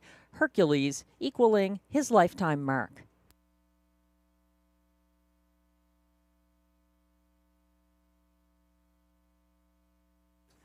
Race 6 is coming up next with exact or triact or super high 5 and pick 5 wagering. We have only one pick 5, and it begins in race 6. The only change in race 6 is an equipment change on number 5, Kinder Kahina. That one adding a Murphy blind left. Looking into the pick 5 sequence, there were also changes in races 9 and 10. In race 9, number 2, Pilot Air races without Lasix. And 4, Raising Rusty in race 9, has a driver change from Melanie Plourde to Stéphane Pouliot. In race 10, the last of the card, number 3, Acapulco Sunburn as the judges scratch, and the also eligible Time to Dancing does not draw in.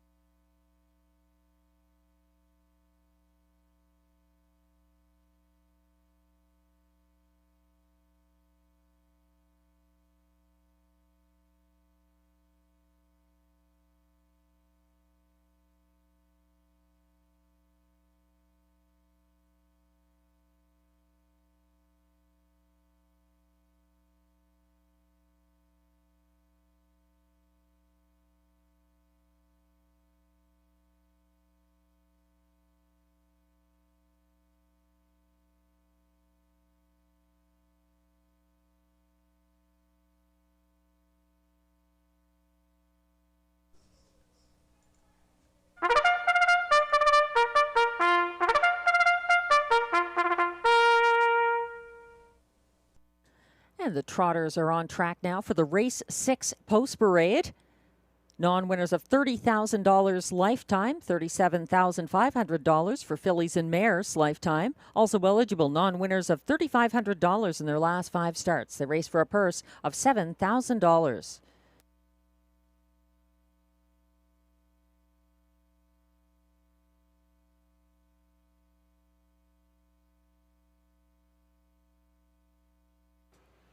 Number 1 is Endless Time, owned by Gate Expectations Racing of Gatineau, Quebec, trained by Shea Kelly, driven by William Waugh.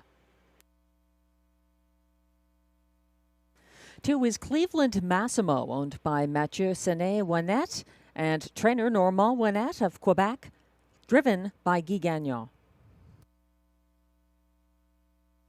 3 is Wildfire Blue Chip, owned by Dunia Lovrenovic of Gatineau, Quebec, trained by Phil Reed, who also drives. 4 is the Can-Am Banker, owned by Investissement KFB, Sorel Tracy, Quebec, along with trainer Carl Duguay of Trois-Rivières. Pascal Berube drives. Even money current favorite from post 5, Kinder Kahina, has an equipment change, adding a Murphy blind left. She is owned and trained by Denitsa Petrova of Melbourne, Quebec, and driven by Marie-Claude Auger. 6 is Wish You'd Tell Me, owned and trained by Gerard Vaillancourt of Kemptville, Ontario. Mike Healy drives. 7 is Southwind Mac, owned and trained by Jeremy Marcotte of Notre-Dame-de-la-Paix, Quebec. Robert Shepard drives.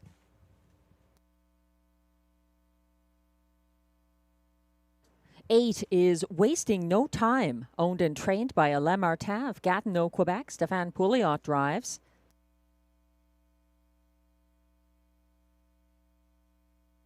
And completing this field from trailing post 9, Greenleaf, owned by Écurie Largo en Corporé, Notre-Dame-de-Lourdes, Quebec, trained by Pierre-Marc Longpré and driven by Melanie Plourde. That's your field of 9 trotters for upcoming race 6. Exactor, Triactor, Super High 5, and Pick 5 wagering.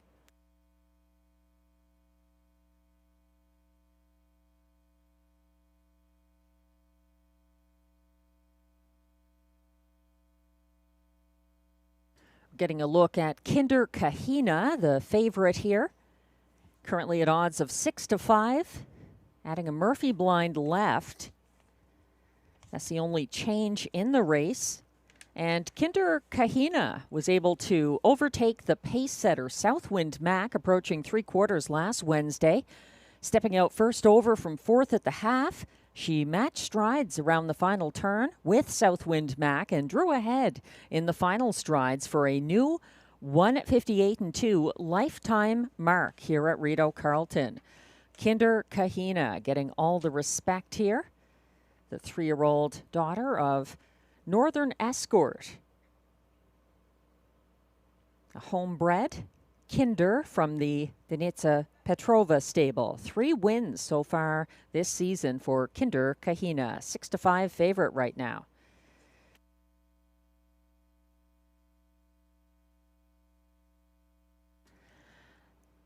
I've got a Pick 5 ticket worked out here. Good luck with yours. I know a lot of people playing tonight, from Jose to Ron, the birthday boy, to Uncle Turfy, Jeff and PEI. There's a whole bunch of you who enjoyed the Rideau Pick 5. So I'm going 4 deep here. I see a lot of class relief for some in this field, including the 4, the Can-Am Banker, dropping down from the preferred handicap for only his 2nd start below that level at this track. He wired at 11 to 1. In his previous start below the Rideau preferred level on July 2nd for Pascal Berube. Something to keep in mind. I'm using him as well as the 1, Endless Time, the 2, Cleveland Massimo, picking up Guy Gagnon, and the 7 to 5 favorite, Kinder Kahina, the 5. In race 7, using 3, the Colt, and 4, Make It Come True. Race 8 could be a battle between the 5, Tamara Hanover, and her top rival, the 3, Beach Journey. Race 9 using 2 there, 2 newcomers to the preferred handicap trot. Nothing But a Dreamer and Day, the 5 and 6 in that field. And in race 10, trying to see this through with the 5, no sport pun intended, and Pascal Berube, this one getting class relief after coming home in the card's fastest closing quarter last Wednesday over the good surface.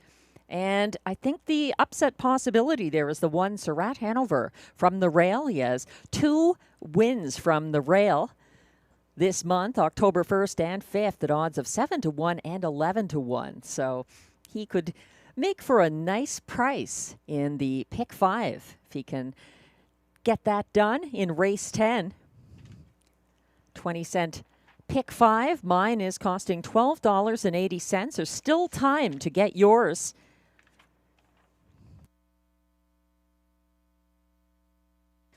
Starter has called the field for race 6. Again, this is our only offering for the pick 5 tonight at Rideau Carleton.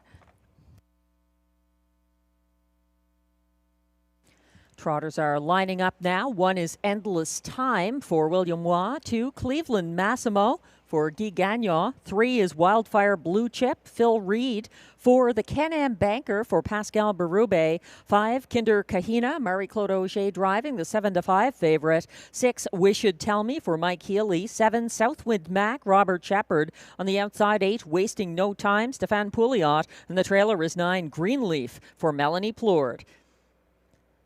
Good field of 9, quickly approaching the start on the Rideau backstretch, gapping on the far outside, Wasting No Time. The rest are in line with the trailer following as they're off and trotting. Cleveland Massimo and Guy Gagnon leaving. Not quite as fast as Wish You'd Tell Me, though. Mike Healy pressing the gas pedal early and sending that one to a 1.5 length lead. First over early, moving up into second, the Can-Am Banker and Pascal Berube already alongside Wish You'd Tell Me to challenge. Sitting third behind them, Cleveland Massimo, and second over, fourth and advancing Southwind Mac underway to the 28-1 opening quarter. Up front and leading by 2 lengths. Make that 3 lengths. It's the Can-Am Banker and Pascal Berube coming down the stretch, sitting the pocket loosely. Wish You'd Tell Me. First over, third now, Southwind Mac. To his inside in fourth, Cleveland Massimo. They swing around the turn, and second over now, following the cover of Southwind Mac from 5th, Endless Time. To his inside, that's Greenleaf racing 6th along the pylons. Third over from the back of the field, Kinder Kahina getting underway, trailing the main group, Wildfire Blue Chip, and gapping at the back of the field, Wasting No Time. 58-1 to the half, a 30-second second panel breather for the Can-Am Banker, who continues to lead this field to 3/4. First over and battling in third. A long night at the office for Southwind Mac. To his inside third now, that's Wish You'd Tell Me. Here comes Endless Time, soaring 3 wide late. 1:27 3 at 3/4. The Can-Am Banker has put away all rivals tonight. The Can-Am Banker widening his lead for Berube late to get the job done here. The Can-Am Banker, no doubt about it. That was Cleveland Massimo up for place ahead of Kinder Kahina, 157 flat.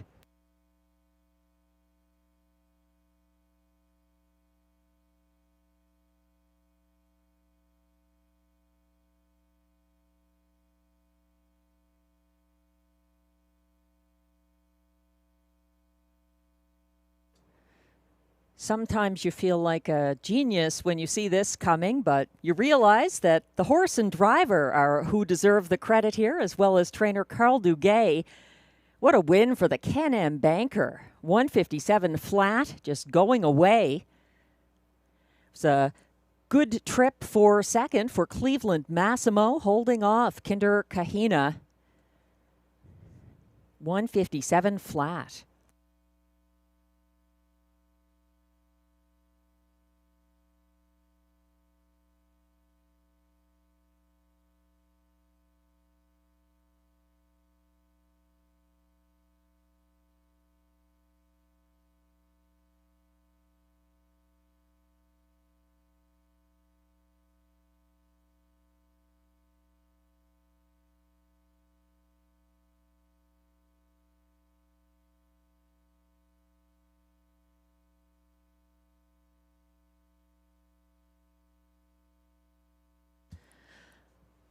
And the unofficial top 5 order of finish is now shown for race 6. 3-2 favorite at the last flash. Number 4, the Can-Am Banker, delivers for Pascal Berube, first driving win of the card. Over 2, Cleveland Massimo, a good second at 10-1 for Guy Gagnon. The favorite earlier on was the 5, Kinder Kahina, who got up for show ahead of the 3, Wildfire Blue Chip, fourth at 25-1, and completing the high 5 ticket, number 1, Endless Time, was 5th. 4-2-5-3-1 unofficially in race 6. Please hold all tickets.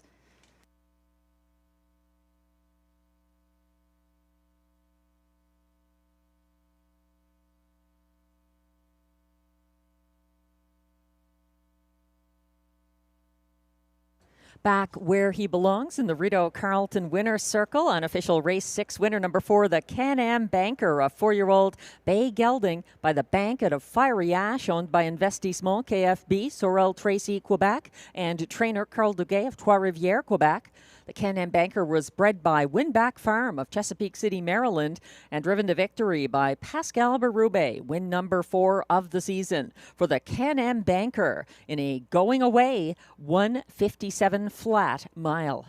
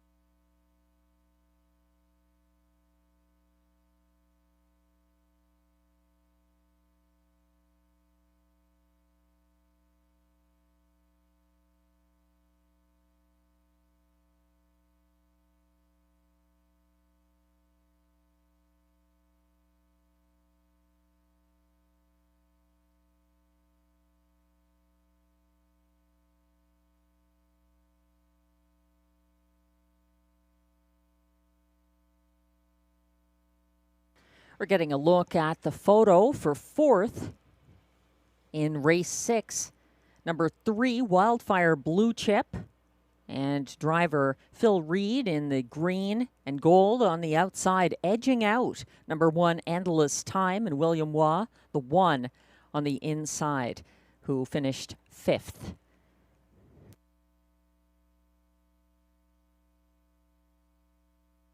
Race 6 is now official.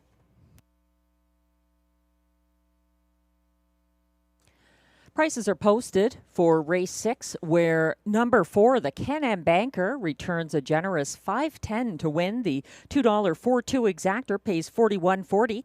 It's $77.35 for the $1 triactor, $4.25, and the 20-cent super high five, $4.2531, $512.88.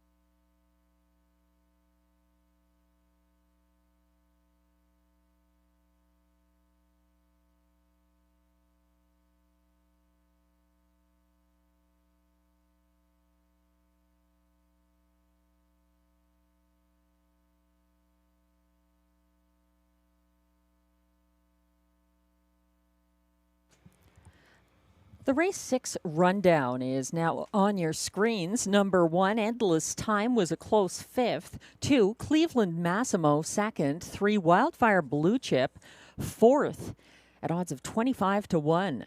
3-2 favorite from post 4, the Can-Am Banker, gets a first driving win of the night for Pascal Berube in going away style. 5, Kinder Kahina, up for show. 6, Wish You'd Tell Me, ended up 8th. 7, Southwind Mac was 6th. 8, Wasting No Time was 9th. And 9, Greenleaf was 7th. From the top down, your program should read 5, 2, 4, 1, 3, 8, 6, 9, 7. The fractions 28 and 1, 58 and 1, 127 and 3, 157 flat for the Can-Am Banker.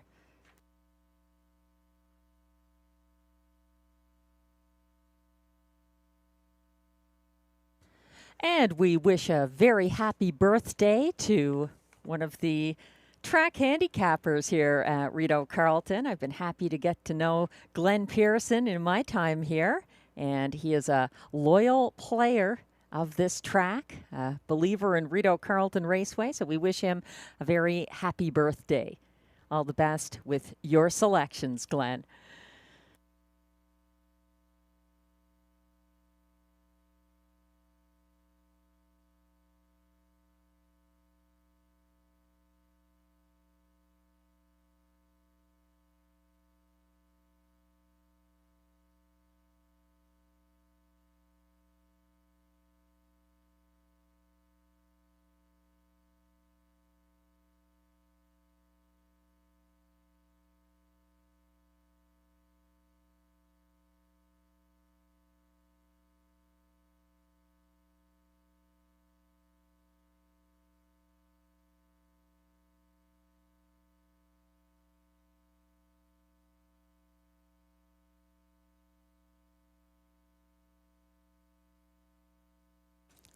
Moving on now to race 7.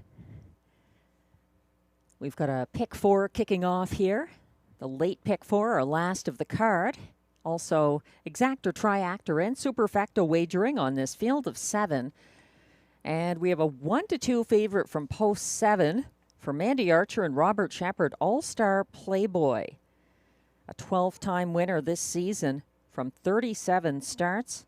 And he took a lifetime best racing at Rideau Carleton back on September 14th for visiting driver Brett McDonald. I'm not using him in the opening leg of the late pick 4. I'm looking in. I see the Colt and Make It Come True as my selections here in this bargain-priced late pick 4, $3.20 ticket. Just going with 2 horses in each leg.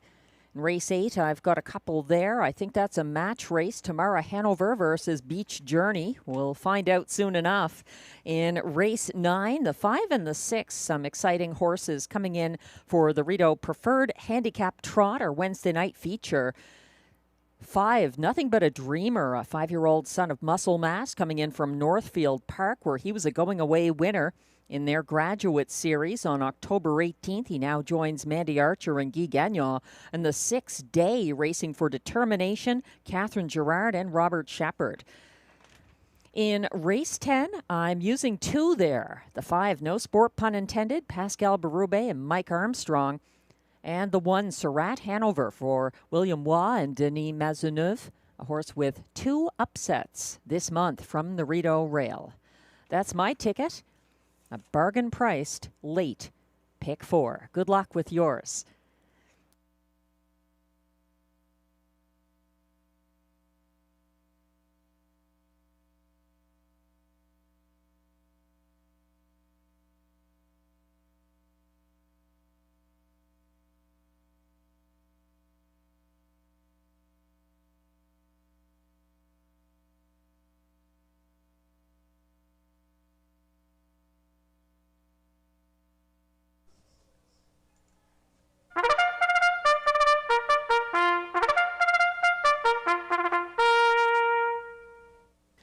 comes the race 7 post parade. We're back on the pace with $8,500 claimers. Also eligible non-winners of $425 per start in 2025. The purse, $5,600.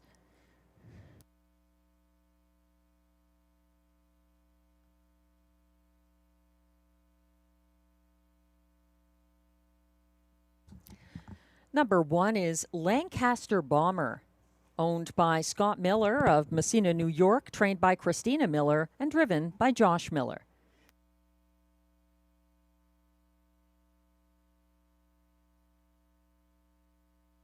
Two is St. Lad's Beat It, owned by trainer Patrick Dillon, with Patty Hoskin, also of Port Hope, and Steve McGill of Bewdley, Ontario. Pascal Berube drives. 3 is the Colt, owned by Gord Lee, who also trains. Gord Lee of Odessa, Ontario, shares ownership with Mackenzie Lee of Amherst View, Ontario. William Waugh drives.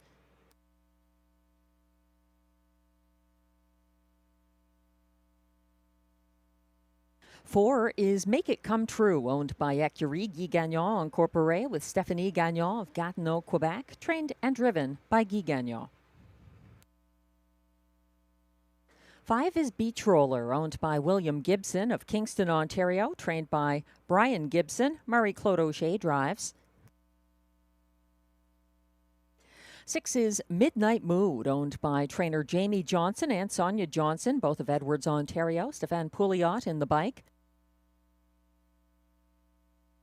And here's the even money current favorite from Post 7, All-Star Playboy, owned by Jamie Copley of Kenmore, Ontario, with Kimberly Eaton of Brockville, Ontario, trained by Mandy Archer. Robert Shepard drives.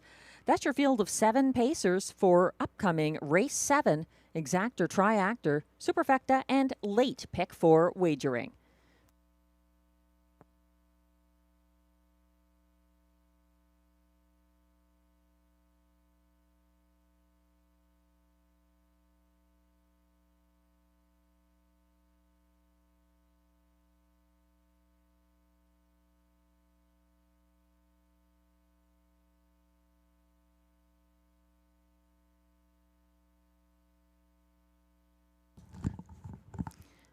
We were getting a good look there at the favorite, All-Star Playboy from Post 7. He's looking for win number 13 of the season. He's had a sensational year.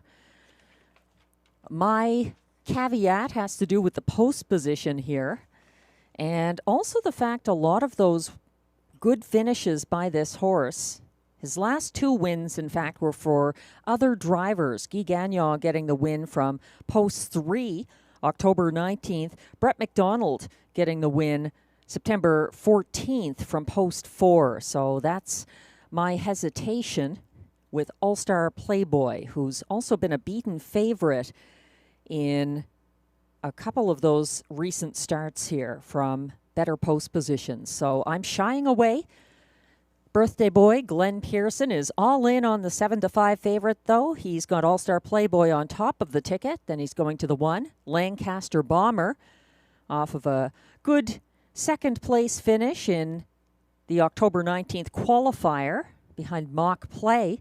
Then Glenn is using the 4, Make It Come True, third in his ticket, and completing the Superfecta with number 2, St. Lad's Beat It. I have the Colt on top of the ticket. I think he's a real danger from this post. In fact, he was a winner from the same post for the same connections, William Waugh and Gord Lee, on October 12th. He's a strong closer who was able to take down All-Star Playboy that mile.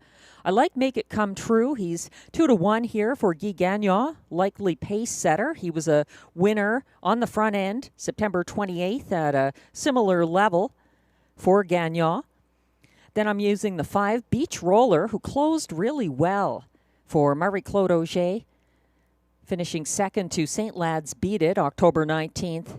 To complete my Superfecta, I'm also using the 2, St. Lad's Beat It, who capitalized on a front-end trip from the rail October 19th at a slightly lower level than he's facing here in Race 7.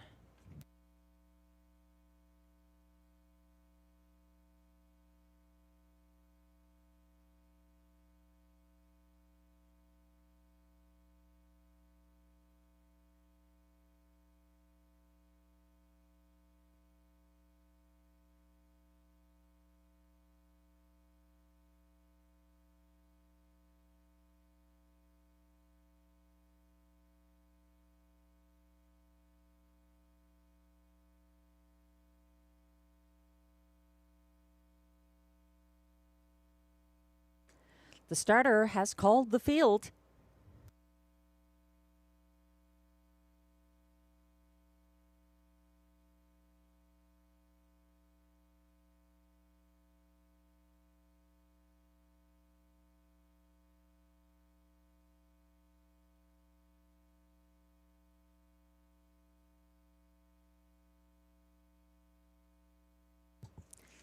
The race 7 pacers are lining up. This is your last chance tonight to play the pick 4 at Rideau Carleton. 1 is Lancaster Bomber for Josh Miller. 2, St. Lad's Beat It, Pascal Berube. 3, The Colt for William Waugh. 4, Make It Come True, Guy Gagnon. 5, Beach Roller, Marie-Claude Auger. 6, Midnight Mood, Stéphane Pouliot. And the 7 is All-Star Playboy for Robert Shepard. They're on the backstretch. Quickly approaching the start. And they're off and pacing and taking back the outer 2, Midnight Mood and All-Star Playboy, as a battle emerges up front. It's Make It Come True moving past Lancaster Bomber to take charge for Guy Gagnon. A couple of lengths behind Lancaster Bomber, racing 3rd. St. Lad's Beat It ahead of the Colt, who's 4th. Moving up into 5th along the pylons, Beach Roller. And the last 2 are Midnight Mood and All-Star Playboy. Past the opening quarter, it's Make It Come True. 27 flat first panel. He's keeping about a length ahead of the pocket sitting Lancaster Bomber. Tightening up from 3rd, that is St. Lad's Beat It. First over now out of 4th. The Colt underway for William Waugh. 2nd over into 5th, Beach Roller following the cover. 3rd over from 2nd last, Midnight Mood underway. And also in the outer flow from last, All-Star Playboy, as they headed past the half in 57 flat, a 32nd second panel for Make It Come True, who's out there by 3 lengths, freewheeling as Lancaster Bomber battles the first over challenge from the Colt on the backstretch. The Colt is parked 3rd outside of Lancaster Bomber. 2nd over, moving into 4th on the outside. Beach Roller trapped in 5th with nowhere to go along the pylon. St. Lad's Beat It still parked 3rd over at 3/4. Midnight Mood and still trailing All-Star Playboy 124 and 3, and it's Make It Come True still in front by 3 open lengths as the Colt gives chase down the stretch. The first over bid is continuing on, so is Lancaster Bomber's late move up the inside path, but it might be too late as Make It Come True is going to do just that for Guy Gagnon over Lancaster Bomber, the Colt, and St. Lad's Beat It, 154 flat.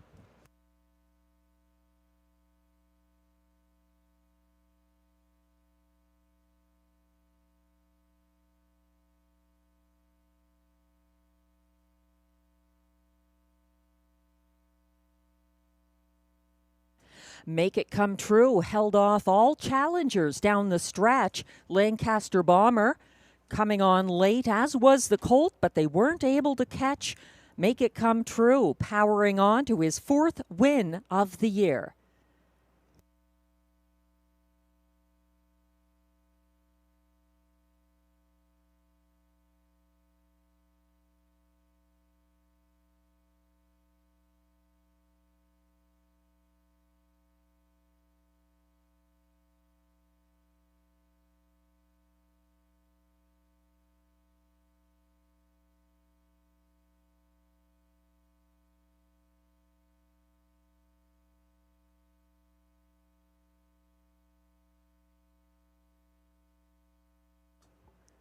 Race 7 top 4 order of finish is now posted. The unofficial results are up, and co-favorites, both parts of the superfecta here, at odds of 8-5. Number 4, Make It Come True, gets the win for trainer driver Guy Gagnon over 1, Lancaster Bomber. Wow, 17-1. A good place finish ahead of number 3, the Colt, closing first over late for show. And 2, St. Lad's Beat It, the beaten 8-5 co-favorite, was loose late up the inside path for 4th. I'd watch him next time. 4-1, 3-2 in race 7 unofficially. Please hold all tickets.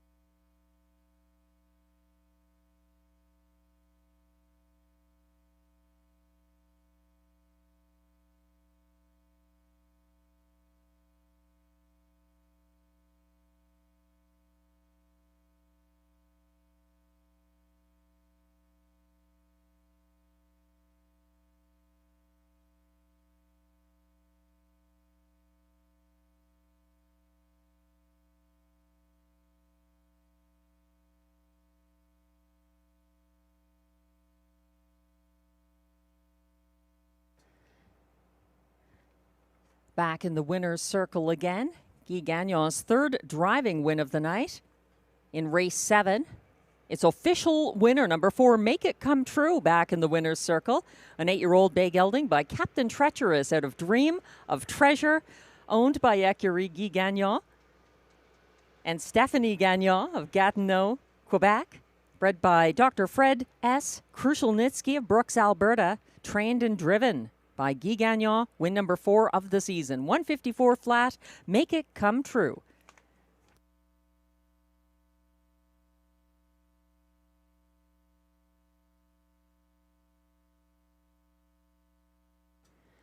And prices are posted for race 7. Number 4, Make It Come True, returns $5.40 to win. $2.41 exactor, $36 and change. The dollar pick 3 ending here, 5 with 4 and 4. 3 of 3, $9.65. $32.25 for the dollar pick 4, 4 of 4, 3, 5, 4 and 4.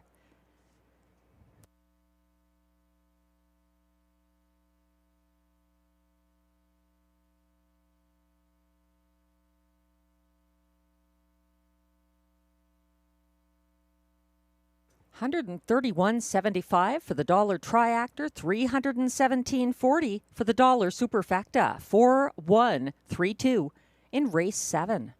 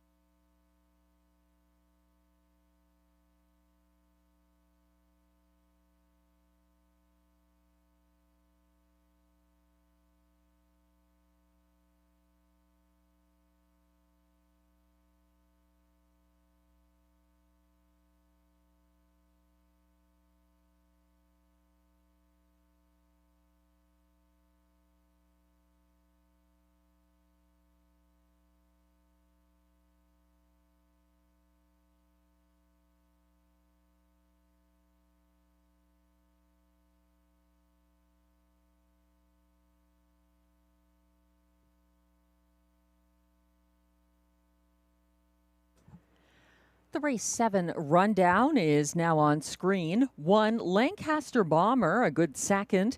8-5, co-favorite. Number 2, St. Lad's Beat It, was loose late for 4th. 3, The Colt was first over, closing for show. 8-5, co-favorite. Number 4, Make It Come True, wired for Guy Gagnon, his third driving win of the card. 5, Beach Roller was 5th. 6, Midnight Mood 6th. And 7, All-Star Playboy 7th. From the top down, your program should read 243-1567. The fractions 27 flat, 57 flat, 124 and 3, 154 for the mile. Make It Come True.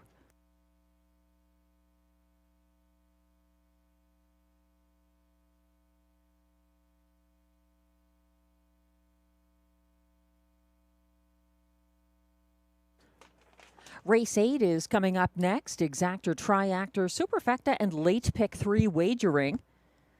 And this is a nice group of fillies and mares who have been facing each other throughout the season at Rideau Carleton, mixing it up quite a bit. And as you can tell by the top 2 selections of Glenn and myself here, Beach Journey and Tamara Hanover sort of shaping up into the rivalry here, although the betting public going with our third choice. 6-5 odds on number 2, My Midnight Lover, the 3-year-old Night Pro filly, won by a nose over Putty Cat last Wednesday over the good track with the 1-second variant. Glenn has the 4, Putty Cat, to complete the superfecta. I'm trying the 1, Fancy Lettering. It was a transportation scratch October 22nd, and now picks up catch driver Marie-Claude Auger. I think Tamara Hanover, who has won from tougher post positions, is very capable here for her regular driver Robert Shepard and trainer Mandy Archer, a 14-time winner this season. And I did shy away from a horse with the outside post racing for Shepard and Archer in race 7. But All-Star Playboy is more of a front-end loving horse, whereas Tamara Hanover has been more of a closer, able to get the job done even from post 7 and 8. So I think post 5 is a gift for Tamara Hanover, the 4-year-old daughter of Artspeak, currently the even money favorite. That's quite a price on Beach Journey, though. Glenn's top selection here, 11-1. That would be a birthday gift for Glenn if this Guy Gagnon, owned, trained, and driven 9-year-old daughter of Net 10 EOM, were able to get seasonal win number 9 tonight. And that is a real possibility.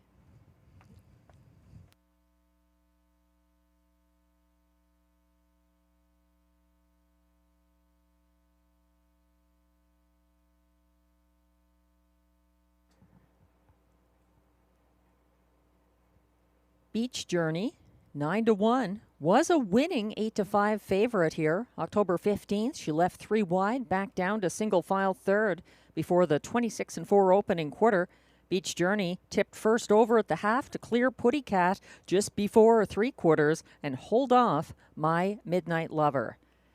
She's dropping in the win pool, 7-1 now. Glenn's top selection, number 3, Beach Journey. Guy Gagnon with a training and driving win with Make It Come True in race 7, and he might be able to make it come true again with Beach Journey in race 8. I'd seriously consider boxing the ticket, although I have the 3-5 favorite on top. Number 5, Tamara Hanover, who got parked first over along the backstretch last Wednesday. She came home in the Cofield's fastest, 29-2 for show, in a tight decision behind Putty Cat and My Midnight Lover. Tamara Hanover ran out of racetrack and finds post relief in a smaller field. From post 5, Tamara Hanover. The mares are coming on track now for the race 8 post parade.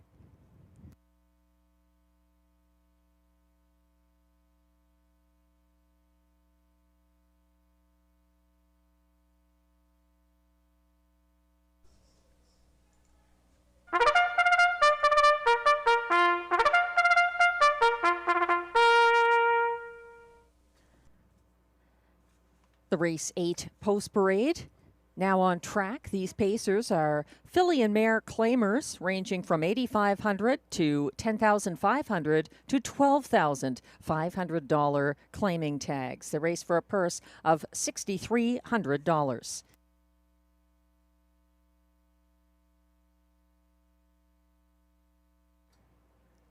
Number 1 is Fancy Lettering. She is owned and trained by John McMillan of Odessa, Ontario. Marie-Claude Auger drives. 2 is My Midnight Lover, owned and trained by Eric Lafleur of Quebec, driven by Pascal Berube. 3 is Beach Journey, owned by Accurie Guy Gagnon Incorporé and Frédéric Gagnon of Gatineau, Quebec, trained and driven by Guy Gagnon.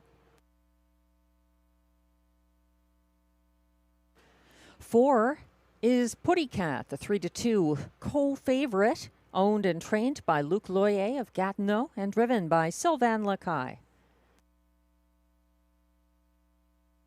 And completing this field, number 5, Tamara Hanover, owned by Jamie Copley and Kimberly Eaton of Ontario with the Max Webster stable of Nova Scotia, driven by Robert Shepard and trained by Mandy Archer. That's our field, and thank you to track photographer Benton Nielsen, who posted on Twitter/X, "Congratulations, Mandy Archer, on your 100th win of the season." So congratulations, Mandy. I saw you in the winner's circle down there. Mandy Archer, win number 100 earlier tonight at Rideau Carleton.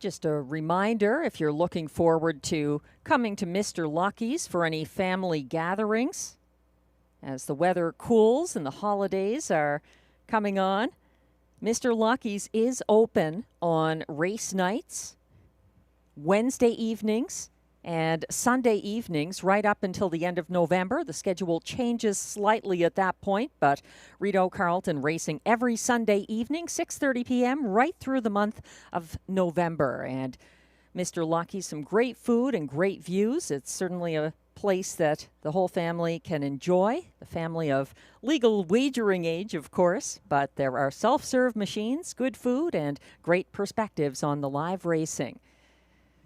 Glenn Pearson in race 8, as mentioned, going with Beach Journey. She has back-to-back wins here for Guy Gagnon over My Midnight Lover. Glenn is using the 5. Tamara Hanover second in his ticket, though. And she was a beaten favorite 3 starts. No, she was a winning favorite 3 starts back, October 1st. And she certainly has an enviable record this season, 14 wins from 37 starts. She took her lifetime mark earlier this season at Woodbine Mohawk Park, 152-3. And she just missed catching Puttycat and My Midnight Lover last Wednesday. She's the even money favorite right now. Number 5, Tamara Hanover.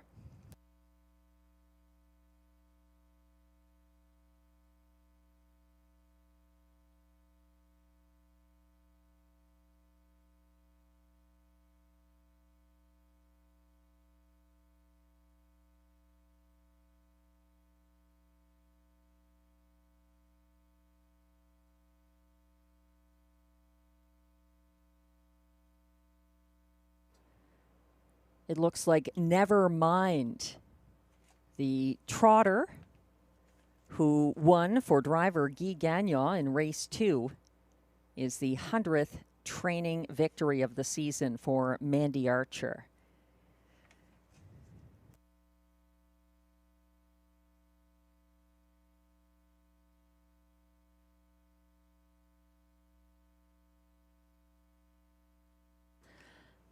Still time to play race 8, which kicks off the last pick 3 of the card.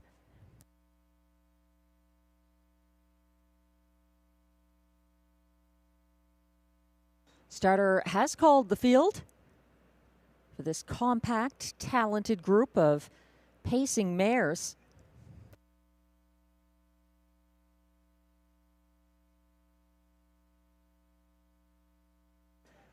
They're lining up now. 1 is Fancy Lettering for Marie-Claude Auger.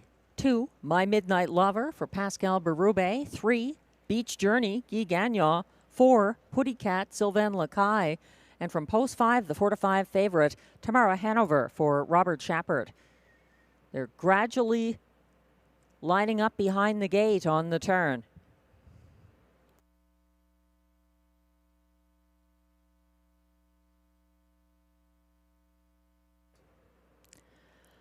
They've entered the backstretch. Timing the gate, My Midnight Lover. Ready for the start. And they're off and pacing, and a brewing battle already. My Midnight Lover taking on Beach Journey and surging to the early lead, but Beach Journey Continuing on her first over journey, she's outside of My Midnight Lover and battling for early command. Moving up the pylons into third, Fancy Lettering, racing fourth, Puttycat, and trailing at the moment, Tamara Hanover. They are led to the opening quarter by the currently pace-setting My Midnight Lover and Pascal Berube, getting there in a sharp 26-4, backing down to the pocket, Beach Journey. Then it's Fancy Lettering, racing fourth is Puttycat, first over now and underway from the back of the field. Tamara Hanover and Robert Shepard gaining ground as they swing around into the second turn, still led by the 3-year-old My Midnight Lover, who reaches the half, getting there in 56-4, 32nd,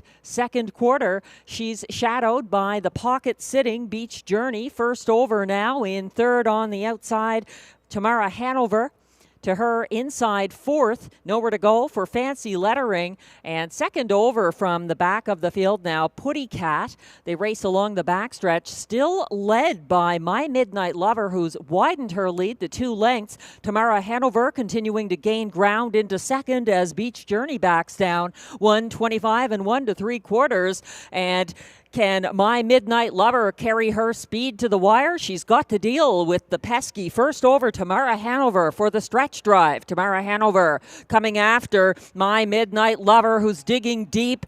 Tamara Hanover on the outside. My Midnight Lover fights on the inside. Tamara Hanover is going to stick a head and a neck in front when it counts for the win over My Midnight Lover, Puttycat, and Fancy Lettering. 1:54 flat.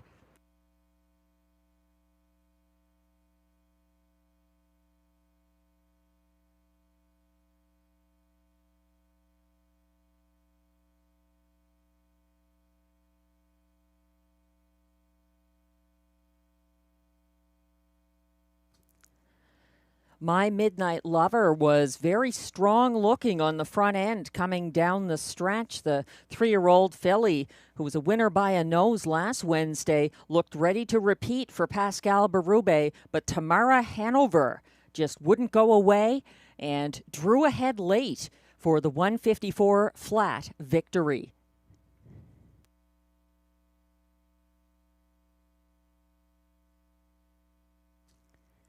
Unofficial Race 8 top 4 finishers are now displayed. The 3-5 favorite, number 5, Tamara Hanover, gets Robert Shepard a second driving win of the night. And Mandy Archer just keeps adding to those 100 seasonal victories. Number 2, My Midnight Lover, was a game second. 4, Puttycat, coming on late for show, ahead of 1, Fancy Lettering, fourth. 5-2-4-1 in race 8. Please hold all tickets. Results are unofficial.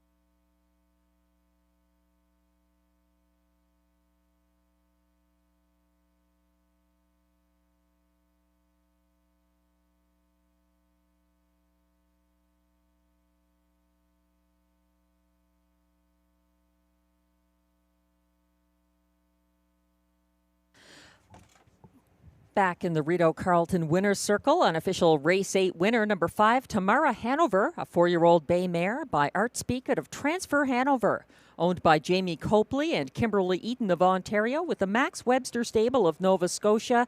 She was bred by Hanover Shoe Farms Incorporated of Pennsylvania, trained by Mandy Archer, driven to victory again by Robert Shepard, win number 15 of the season, 1:54 for Tamara Hanover, the 3-5 favorite.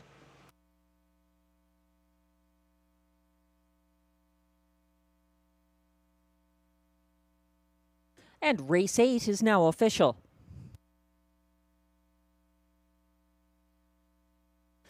Prices are posted for race 8, number 5, Tamara Hanover, returns $3.30 to win. The $2 5-2 exactor pays $9.30, $10.65 for the dollar try, 5-2-4, and $23.55 for the dollar superfecta, 5-2-4-1.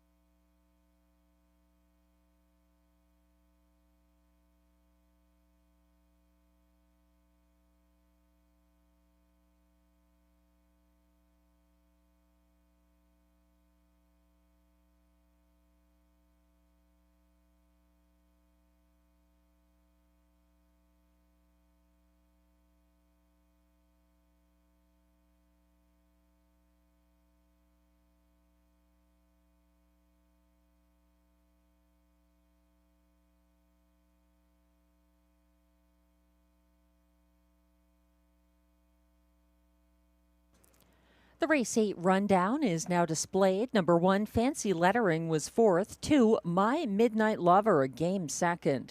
3, Beach Journey finished 5th. 4, Putty Cat closed for show. And 3 to 5 favorite, number 5, Tamara Hanover, got Robert Shepard a second driving win of the night. From the top down, your program should read 4-2-5-3-1. The fractions 26-4, 56-4, 125-1, 154 flat. Tamara Hanover.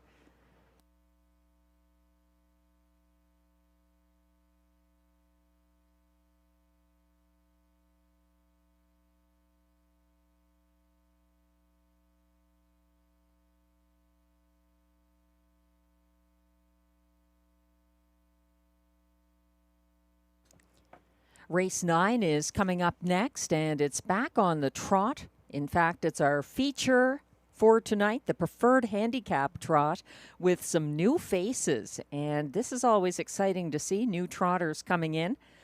Glenn and I both agree on the currently 2-1 number 6 Day, a 3-year-old gelded son of Wheelin' and Dealin', owned by Determination of Montreal. This one's a homebred out of a very good Ontario Sire Stakes mare on a sunny day. Day is a 3-time winner this season, and he's got some class relief coming in here for Catherine Girard and Robert Shepard. Glenn is looking to Tyrone Bowtie from post 3 in the place spot. I'm using him 3rd, the Mike Armstrong trainee. Driven tonight by Pascal Berube, an 11-time winner this season, and he loves Rideau Carleton. He took a lifetime mark here this year, won at 54-2. He's been racing at the preferred level and having a very good year. Jason, his big fan, probably watching tonight. The 5, Nothing But a Dreamer, is Glenn's 3rd choice, my 2nd choice. This one coming in from Half Mile Northfield Park for Mandy Archer and Guy Gagnon, 6-time winner this season. We'll see how he likes the 5/8 mile in the nation's capital.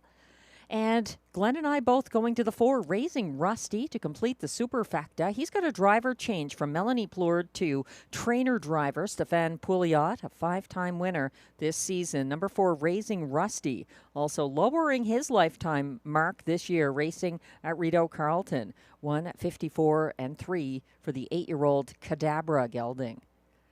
Race 9 has exactor, triactor, superfecta, and late daily double wagering. Note the 2 changes in race 9. Number 2, Pilot Air will not race with Lasix. That's an error in the program. The 2 does not race with Lasix. And for Raising Rusty, change the printed driver, Melanie Plourde, to Stefan Pouliot. Also, if you're playing the late double in race 10, note that number 3, Acapulco Sunburn, is a judge's scratch, and the also eligible number 10, Time to Dancing, does not draw in.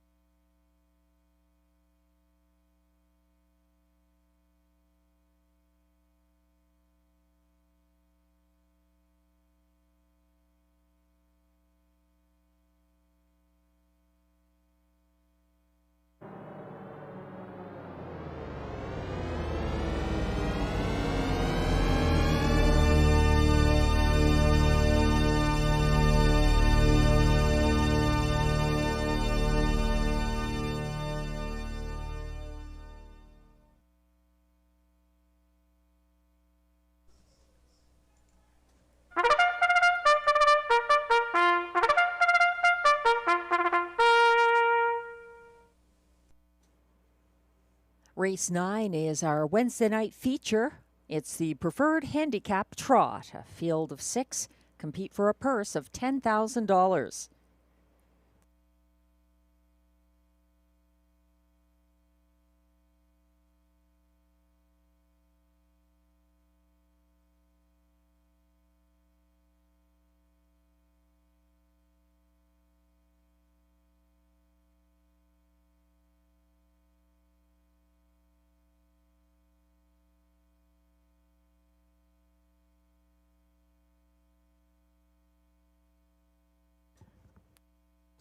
Leading the post parade, number 1, J.M. Stella, owned by Ferme Canico Farm Incorporé, Saint-Bernard-de-la-Colle, Quebec, trained by Kelly Duval-Lacaille. Sylvain Lacaille drives.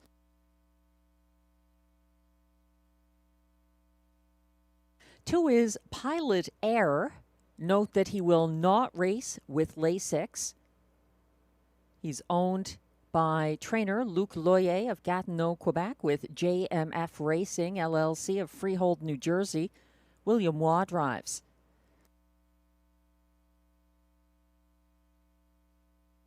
Three is the current 4-5 favorite, Tyrone Bowtie, owned by Rachel Burns and Wade and Philippe Toussignon, all of Cardinal, Ontario. Mike Armstrong trains, Pascal Berube drives.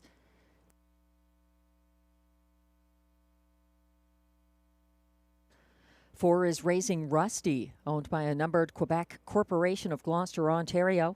Trained by Stefan Pouliot. And note the driver change. Melanie Plourde is not driving Raising Rusty. Change the driver to Stefan Pouliot. 5 is Nothing But a Dreamer, owned by Jamie Copley of Kenmore, Ontario, with Kimberly Eaton of Brockville, Ontario, trained by Mandy Archer, driven by Guy Gagnon.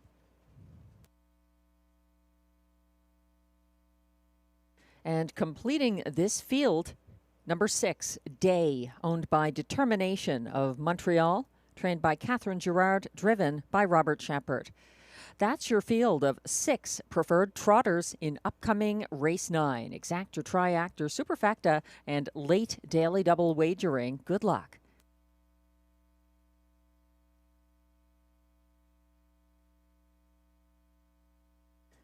We're looking at the current 3 to 5 favorite, Tyrone Bowtie, 11 wins this season for the 5-year-old gelded son of Looks Like a Chippendale. He's our leading preferred trotter so far this season at Rideau Carleton.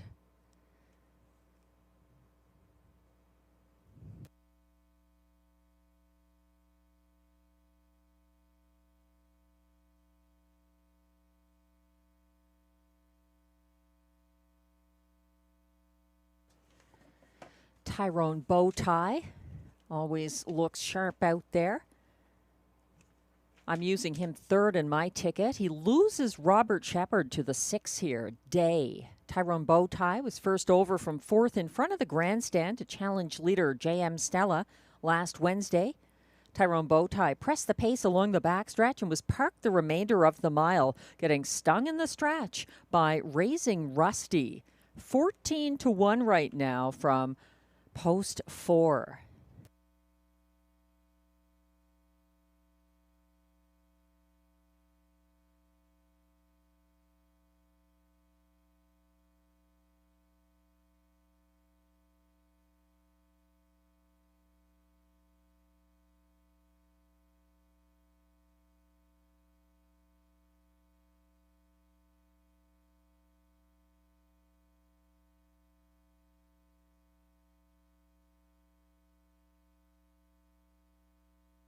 We're looking at track handicapper selections for race 9. Glenn and I both going with the number 6, Day, who debuts for trainer Catherine Girard. Day left third at odds of 14-1 following the 1-2 favorite PL Spencer in the October 11th Ontario Sire Stakes Gold Superfinal at Mohawk.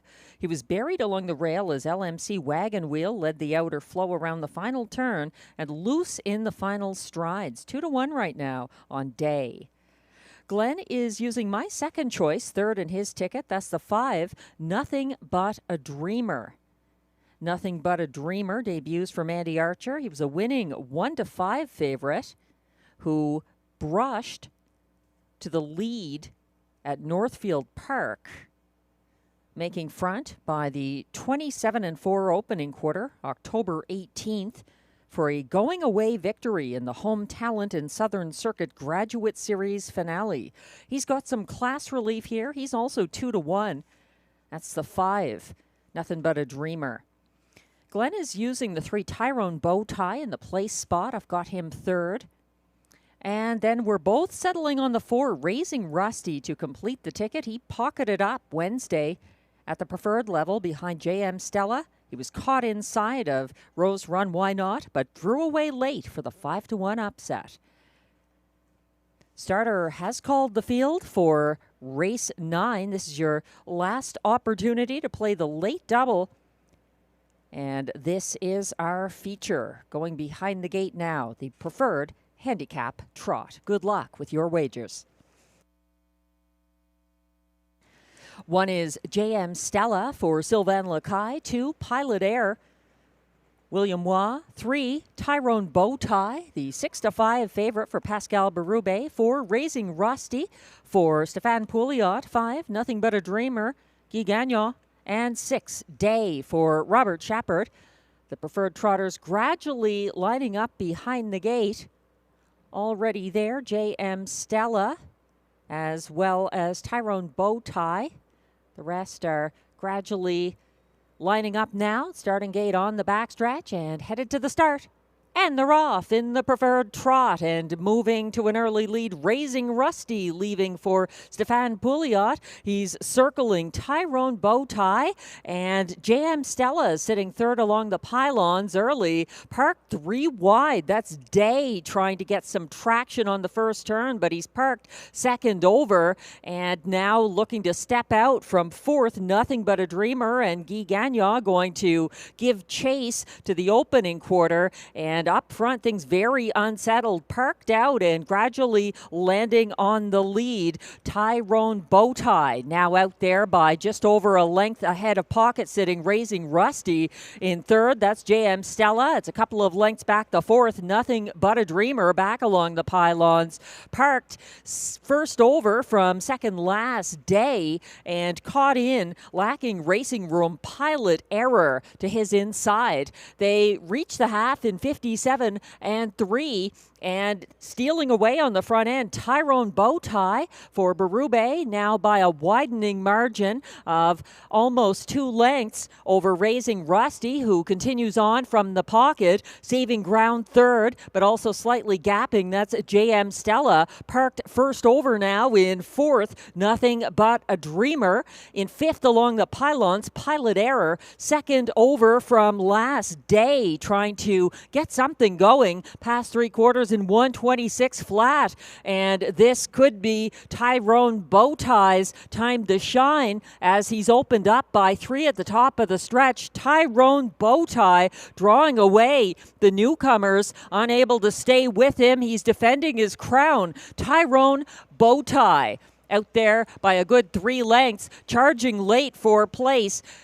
Nothing But a Dreamer over Raising Rusty and JM Stella, 155 and 3.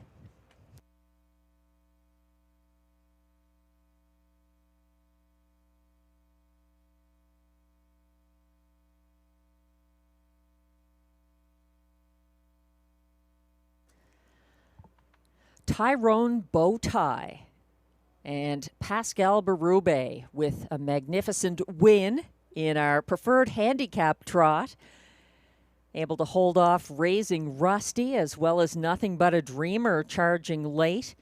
And JM Stella, another good showing at this level, getting edged out late there, battling for minor shares behind the 155 and 3 winner, Tyrone Bowtie.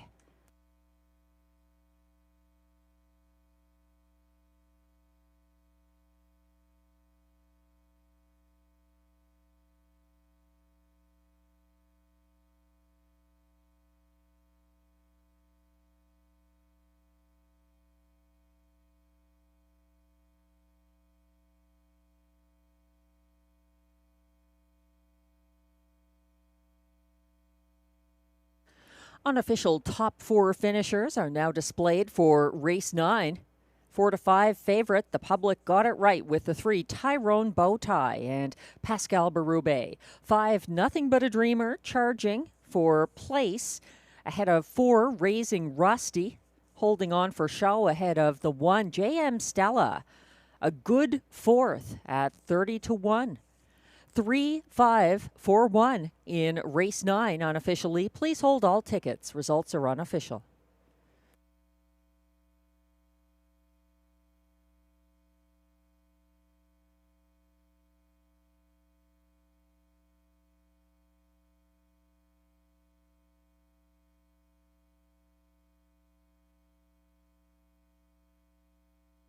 Back in the Rideau Carleton winner's circle. Preferred handicap trot winner, number 3, Tyrone Bowtie, a 5-year-old bay gelding by Looks Like a Chippendale out of Risk Seeker, owned by Rachel Burns and Wade and Philippe Toussaint of Cardinal, Ontario. Tyrone Bowtie was bred by Cynthia Graham and William Wolfrey of Ontario. Trained by Mike Armstrong, driven to victory by Pascal Berube. Win number 12 of the season, 155 and 3, Tyrone Bowtie.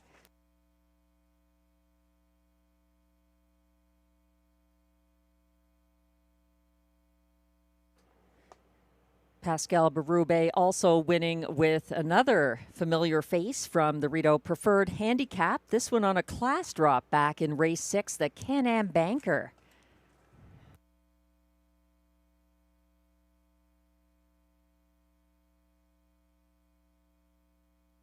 Tyrone Bowtie. Pascal Berube's second driving win of tonight's card.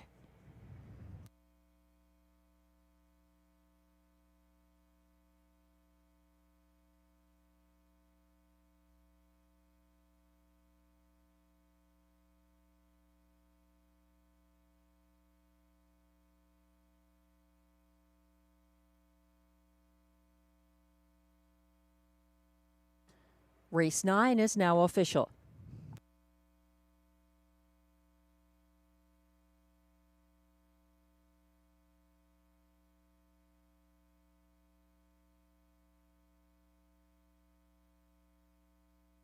Getting a look at the show photo in race 9, number 4, Raising Rusty on the inside, finishing third behind the 5, Nothing But a Dreamer on the outside for Guy Gagnon, getting up for place. And between them, number 1, JM Stella, who was fourth at 30-1 for Sylvain Lacaille in the preferred.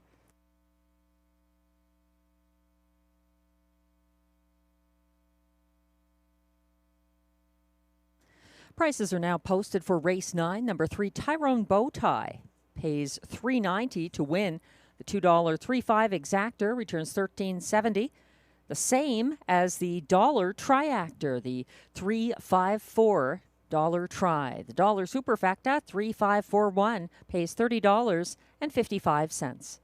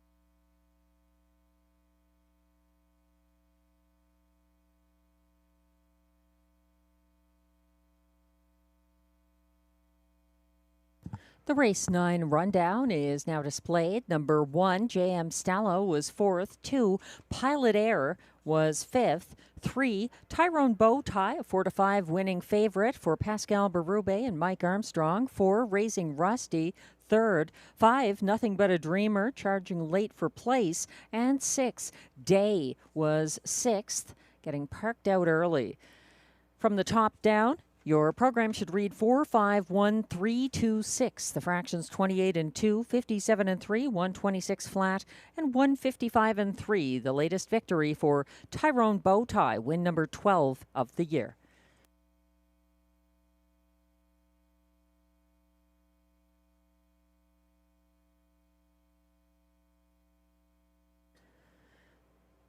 We have one more race tonight, race 10 coming up with exactor, triactor, and super high five wagering. But don't forget, Rideau Carleton offers simulcast wagering throughout the week, and the Cup is calling, the Breeders' Cup of Thoroughbred Racing, happening at Del Mar, October 31st and November 1st. So you can enjoy those sizable pools and wagering opportunities here at Rideau Carleton, October 1st and 31st and November 1st. And don't forget, November 1st, Tammy Forgey's free-to-play on-track Saturday night handicapping contest with a $700 jackpot this week.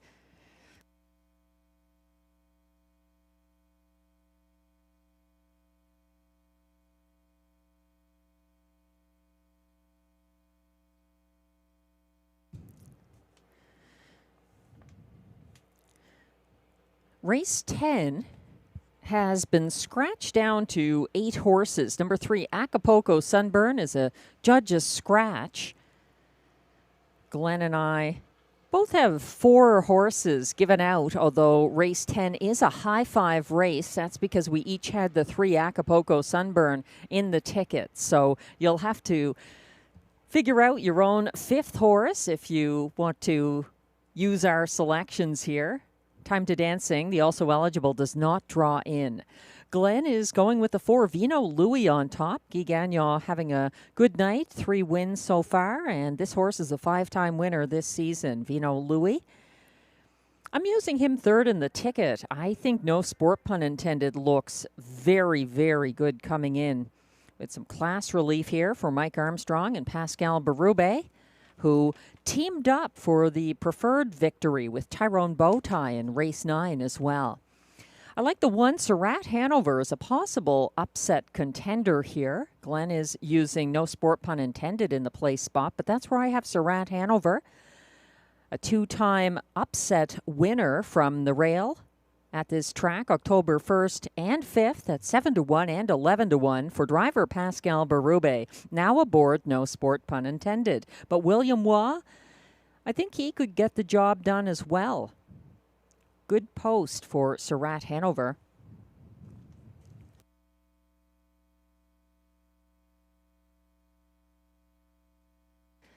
Glenn is using the 8 RJ Super Freak and the 9 Love My Rockin' Bird to complete his ticket. He originally had Acapulco Sunburn as his winner of race 10.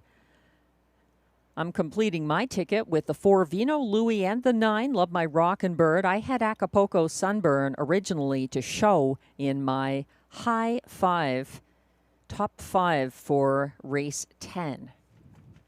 The Pacers are coming towards the track now for the post parade.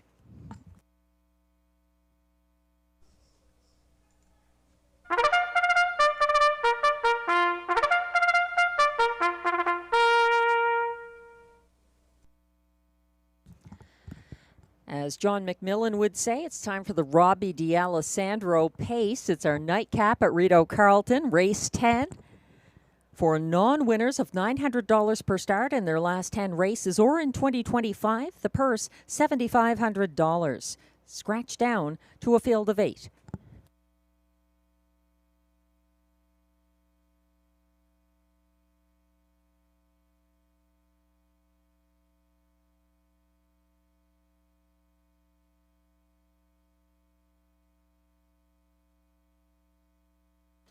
Number 1 is Surratt Hanover, owned and trained by Denis Maisonneuve of Gatineau, Quebec, driven by William Waugh.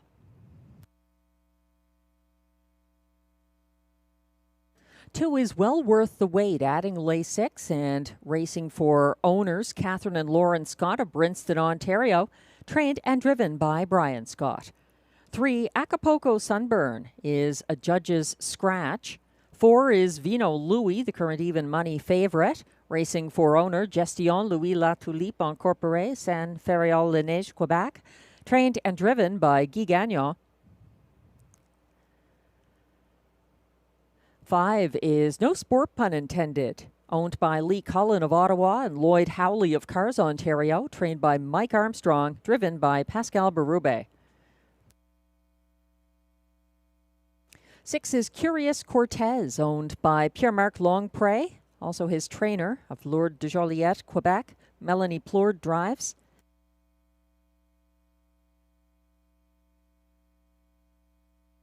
Seven is DG's DeVito, owned by Danielle Souprenon, Saint-Valentin, Quebec, trained and driven by Stéphane Pouliot. On the outside, the 8 is RJ Superfreak, owned and trained by Eric Lafleur, L'Ange Gardienne, Quebec, as well as Michel Blais, also of L'Ange Gardienne. Sylvain Lacaille drives. From trailing post 9, it's Love My Rockin' Bird, owned by Limco Incorporated of Châteauguay, Quebec. Trained by Vic Putty, Marie-Claude Auger drives. And the also eligible Time to Dancing does not draw in. So it's a field of 8 going behind the gate for race 10, which has exactor, triactor, and super high 5 wagering. We're zooming in on the 3 to 5 favorite, number 4, Vino Louis, who emerged second over fourth in front of the grandstand Sunday to chase the cover of the first over winner, Thrilling Times. Vino Louis was 3 wide for the stretch drive and was chasing for place. He actually edged out Love My Rockin' Bird for place and makes a quick turnaround like several horses in race 10. Number 4, Vino Louis, 3 to 5 favorite.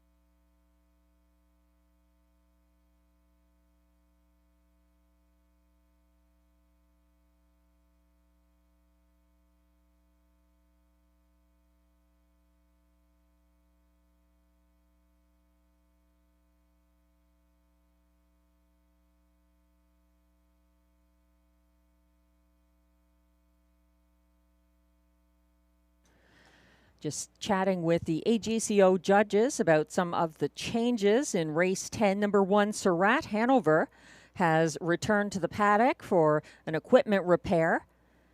And the 3, Acapulco Sunburn, was scratched out of race 10 because he is injured. So get well soon to Acapulco Sunburn, who was a player in the high 5 tickets of Glenn Pearson and myself, which now appear on screen, looking like Superfectas. There is no Superfecta wagering in race 10. It is high 5 here.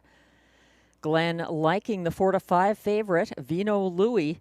I think it's between the 5, no sport pun intended, and Surratt Hanover.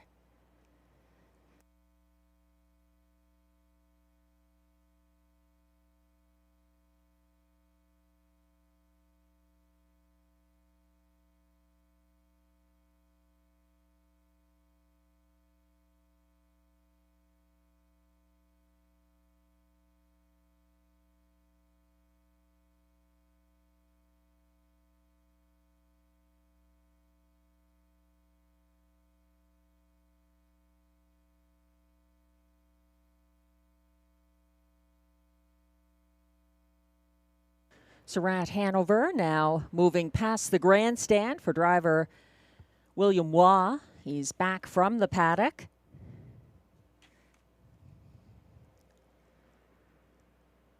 Just looking at the Blue Jays game, they were leading by 3 to 1 at the top of the 4th inning.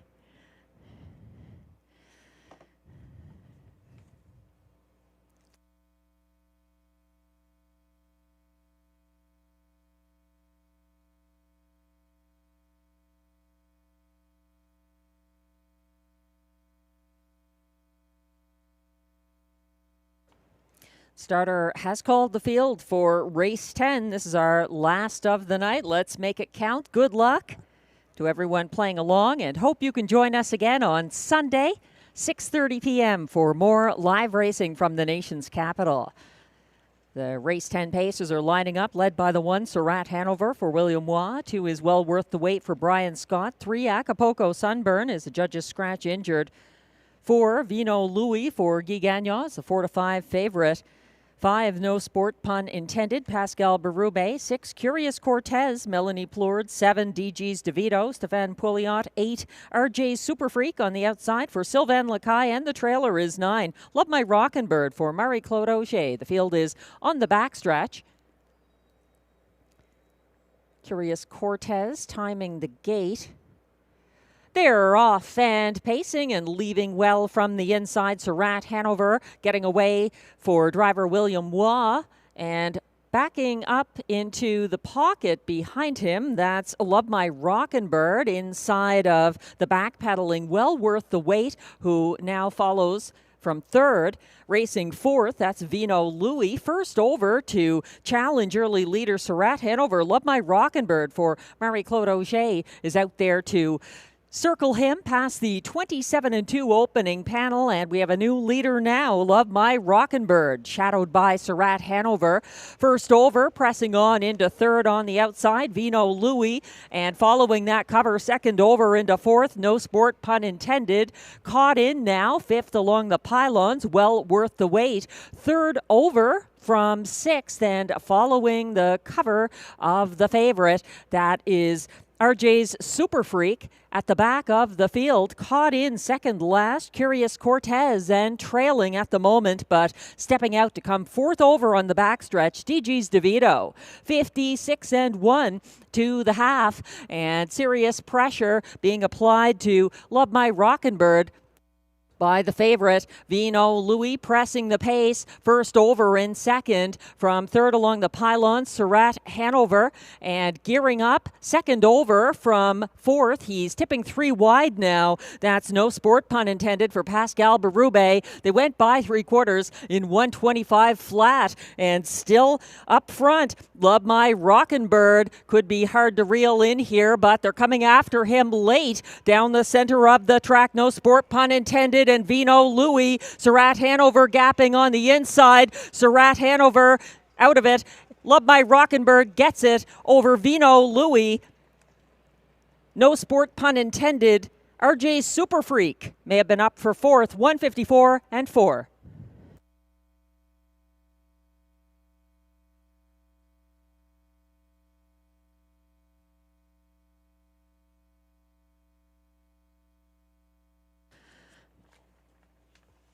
Love My Rockin' Bird loves a front-end trip, which didn't seem likely from the second tier. However, a strategic early move by Marie-Claude Auger proved to be the winning one.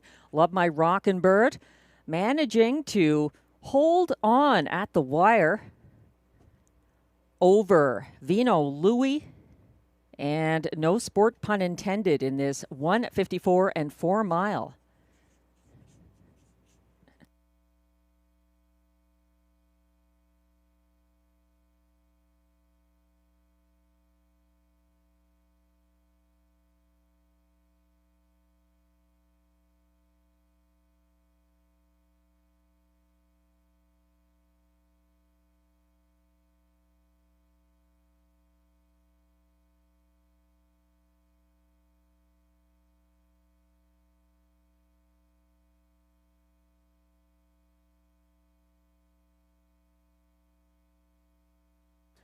The unofficial top 5 order of finish is now displayed for race 10 at 14-1. Number 9, Love My Rockin' Bird, gets the first driving win of the card for Marie-Claude Auger and trainer Vic Putty. For Vino Louis, the 1-2 favorite, was second ahead of 5, No Sport, pun intended, third. 8, RJ's Super Freak was charging late to finish fourth ahead of the backpedaling number 1, Surratt Hanover, 5th along the pylons. From the top down, 9, 4, 5, 8, 1, unofficially in race 10.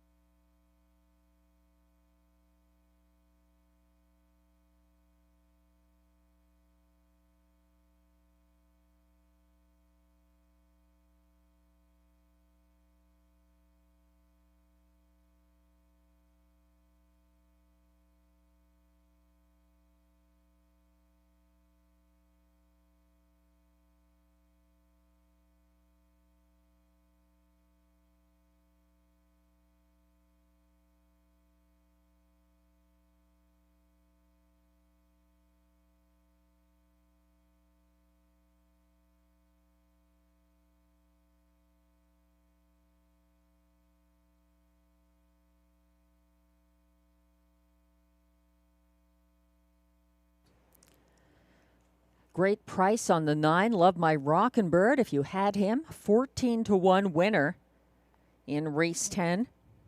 He was winless in 6 previous second-tier starts in his career. And he broke through tonight with his 3rd win of the season, 154-4.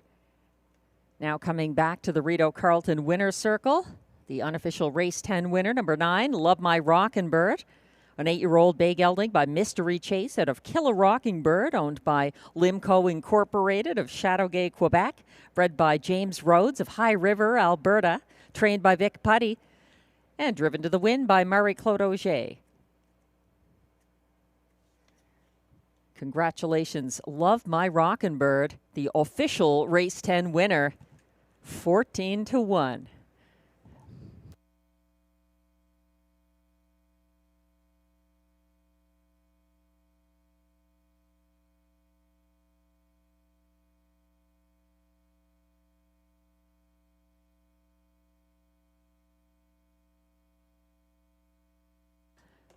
Quite an impressive win photo. It looks like a chorus line of horses. On the inside, though, number 9, Love My Rockin' Bird, gets the close win over the fast closing Vino Louis, the 4, second. About a nose behind him, it was No Sport, pun intended, and gaining ground late, RJ Super Freak for 4th.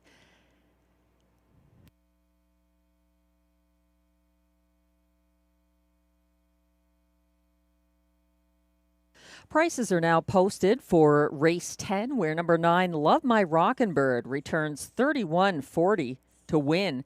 The $2.94 exactor pays $83.70. The dollar pick 3, $5.39. 3 of 3, $96.45. 4 of 4 and the late pick 4, $233.80 for the $4.539 dollar pick 4 ticket.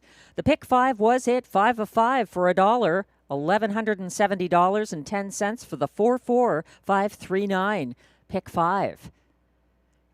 And the super high 5 here, 9-4-5-8-1, $244.53.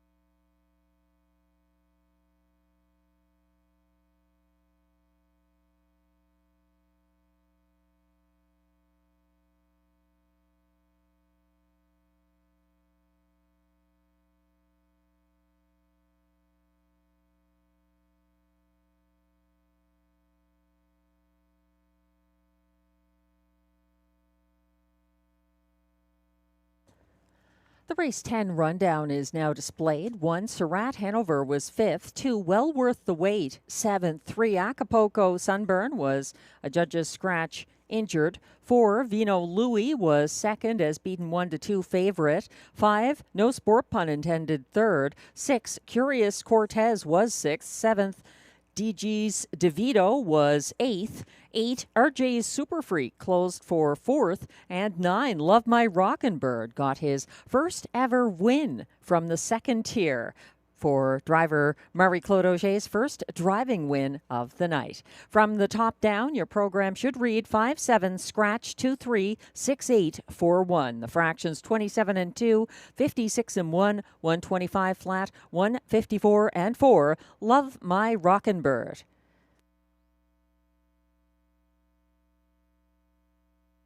That concludes tonight's card of live racing. We hope you can join us again for our regular Sunday card, 6:30 p.m. coming up on November 2nd. And don't forget, Saturday, November 1st, $700 jackpot in Tammy Forgey's free-to-play, on-track only handicapping contest that night. If you want to play the Breeders' Cup Thoroughbred races from Del Mar, you can do it in comfort in our simulcast lounge on the 31st of October and 1st of November. Enjoy the rest of your evening. Thanks again to the loyal Rideau Carleton horse players. We know you'll be back on Sunday. Enjoy the rest of your weekend evening. I'm Melissa.